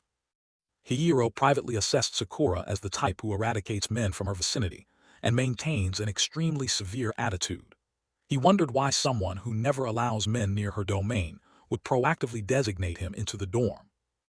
At first Hihiro suspected it was part of a covert Sanju family plan, but he dismissed that. Placing him in the dorm brought them no benefit and would only make disposing of him harder. He realized the only remaining possibility was that someone at the academy wanted to keep him, and that someone could only be Sakura, who seemed to have a special interest in him. Sakura stood silent for a long moment, looking at Hihiro with thoughtful eyes. Hihiro immediately produced evidence that a witness had seen Sakura helping Muir earlier in the common room area, asserting the link between Sakura and Dorm Home was indisputable. Muir sitting beside them was astonished that Hihiro knew so much. Sakura smiled faintly and admitted that in the original game script she would have met him in a different scene, but reality had changed. Hihiro looked directly at Sakura and asked if she was the one who truly wanted to choose him for the dorm. Sakura did not deny it. She smiled and confirmed that because she knew Hihiro's strength matched hers, she wanted him in Dorm Home. She revealed she'd promised to join the dorm if Muir agreed to accept him. Hearing this, Muir immediately slammed the table, stood up, and shouted that allowing a man into the dorm was unacceptable. Meanwhile Sakura calmly recounted that she'd had a brief sword duel with Hihiro that morning. She leaned in and whispered a suggestive hum, making Hihiro shiver at the sense of danger. She then nonchalantly sat next to him, draped an arm over his shoulders in an intimate gesture, and praised herself for having picked up a fine item, which made Hihiro grimace at the closeness. Sakura pressed her beautiful face close to Hihiro's and seductively asked if he would join the dorm with her. In panic, Hihiro thought she wasn't content with Yuri alone and was trying to drag a man like him into her spiral. Muir pointed at Hihiro and exclaimed in disbelief that he seemed to possess the keen instinct of an inferior being. Lily behind her remarked that Hihiro looked as if he'd seen the whole thing through surveillance screens. Hihiro awkwardly apologized and pretended he'd racked his brains to come up with an explanation for the awkward situation. Hihiro looked at Sakura, smiled confidently, and declared, I will join dorm home. He stated he had no reason to turn down the invitation, and believed it was the best choice for his future. Muir whispered that his joining was the greatest opportunity for dorm home this year, while Sakura gently slipped a hand behind Hiro's neck and smiled, announcing they would now live under the same roof. Lily smiled to congratulate her mistress on this quality addition, while Hiro broke out in a cold sweat, realizing that if he let his guard down for even a second, Sakura would surely win him over completely. Muir burst into a radiant laugh, hopped back into her seat, and praised herself that thanks to her excellent management skills, everything had been resolved swiftly. She immediately reclaimed her authority and loudly ordered Lily to take Hiro to his room at once because good deeds should not be delayed. Muir even exuberantly shouted a spirited motto that one should never leave leftovers because blessings will surely follow. She then commanded Lily to lead the way and ensure Hiro kept to the hallway speed limit. Watching her enthusiastic retreating figure, Hiro put on an indifferent face and replied that he didn't need any fancy room, just a storeroom to lie down in would suffice. Muir widened her eyes in shock and exclaimed what the hell he had just said. She couldn't believe her ears at his request for a shabby storeroom. Hiro nonchalantly leaned back in his chair, cleared his throat, and explained that because he was a man, appearing openly in a women's dorm would cause a lot of trouble. He insisted he had no intention of ruining the Yuri atmosphere or disrupting the daily lives of the other female students. Hiro went on, growing serious, that if his presence were exposed, the dorm home would instantly become a murder case, and its reputation would be ruined like a haunted house. At that, Muir's face drained of color, and she shouted at him not to arbitrarily turn her dorm into a place of bad luck. Lily, standing beside her, reminded Muir that if this continued, she'd have to call in snipers to clean up the strange object Hiro in order to protect the dorm's purity. Muir brushed it off, saying the dorm's budget couldn't be wasted hiring assassins just to deal with one boy. Hiro immediately yelled, challenging Muir that as dorm leader she should prioritize safety and operating costs above all. Muir panicked and clung to Lily's sleeve, whimpering her maid's name because she found this boy suddenly dangerous and oddly minded. Lily remained calm and gently explained that the world contains many diverse and different kinds of people. Meanwhile, Hiro bowed his head into his hands and sobbed, feeling he'd been treated too harshly. Lily, seeing this, advised him to keep crying to relieve his feelings. Muir kept her haughty expression and reminded Hiro to remember she belonged to the prestigious Eisvelt family, so she would normally never deign to notice a lowly man like him. She emphasized that his special admission to the dorm was already a great favor, so he shouldn't casually interfere with the dorm's rules. Lily, standing behind, criticized Muir, saying those words were excessive and terrible coming from someone soon to become a housemate. Hearing Lily's admonition, Muir immediately froze, then turned to look at her maid with an apologetic face. After being stared at sternly by Lily for a moment, Muir began to tremble and quietly cry out in embarrassment. Lily closed her eyes and sighed, then offered a sincere apology to Hiro on her mistress's behalf for the earlier rudeness. She asked him not to mind, explaining that Muir was simply clumsy in expressing her emotions. Hiro, now regaining a smug look, boasted that he possessed an extremely keen Yuri observation ability with a Yuri IQ of 180. Lily was astonished at the number 180 and lavishly praised that it was truly an incredible score. Seeing Lily being lured by Hiro, Muir immediately shouted a warning at her maid not to be deceived by such nonsense. Hiro continued to brag that he even had 2 visual acuity to observe Yuri from every angle. Muir angrily shouted that eyesight had nothing to do with observational skill, and began to suspect Hiro was deliberately using bizarre logic to approach and befriend Lily. Muir ground her teeth and declared that even if the whole world forgave this behavior, heaven and earth and she herself would absolutely never condone it. Hiro, watching nearby, whispered an amused laugh as he saw Muir get monstrously jealous exactly as in the script. He told himself the warm Yuri atmosphere was the tonic he'd craved since reincarnating, and he silently shouted that he would do his utmost to protect and bring the 2 of them to happiness. Muir sulkily ordered Lily to lead Hiro to the shabbiest attic room because that was his wish. Lily looked worried and asked Muir whether this would inconvenience or disturb her mistress's daily life. Hiro waved his hand and laughed, saying there was no need to worry because, thanks to the Yuri engine, he felt very fulfilled and full of energy. Lily bowed and asked permission to step out and lead the way for Hiro now that everything was settled. Muir sat calmly sipping her tea, then suddenly remembered something important and called after Hiro's name. She announced that his fiancé, was currently waiting outside the dorm, and sneered that if the two wished to live together in that attic room, she wouldn't bother to stop them. Hearing the word fiancé, Hihiro jolted and blurted, "What?" Muir calmly sipped her tea and confirmed it again, sending Hihiro into a panic because, in the original setup, this character should never have appeared out of nowhere like this. He rushed out of the room and barreled down the stairs in stunned disbelief, cursing the story's bizarre change as a supposedly nominal character suddenly manifested. He panted at the main dorm entrance and trembled when he saw a figure waiting on the steps, crying out in horror and asking why they were here. A beautiful face with large round eyes appeared up close and greeted, "Long time no see, master." The figure was a maid with short hair and an utterly adorable appearance, smiling brightly. The next instant there was a smack and a flash as the maid delivered a surprise blow to Hihiro's head.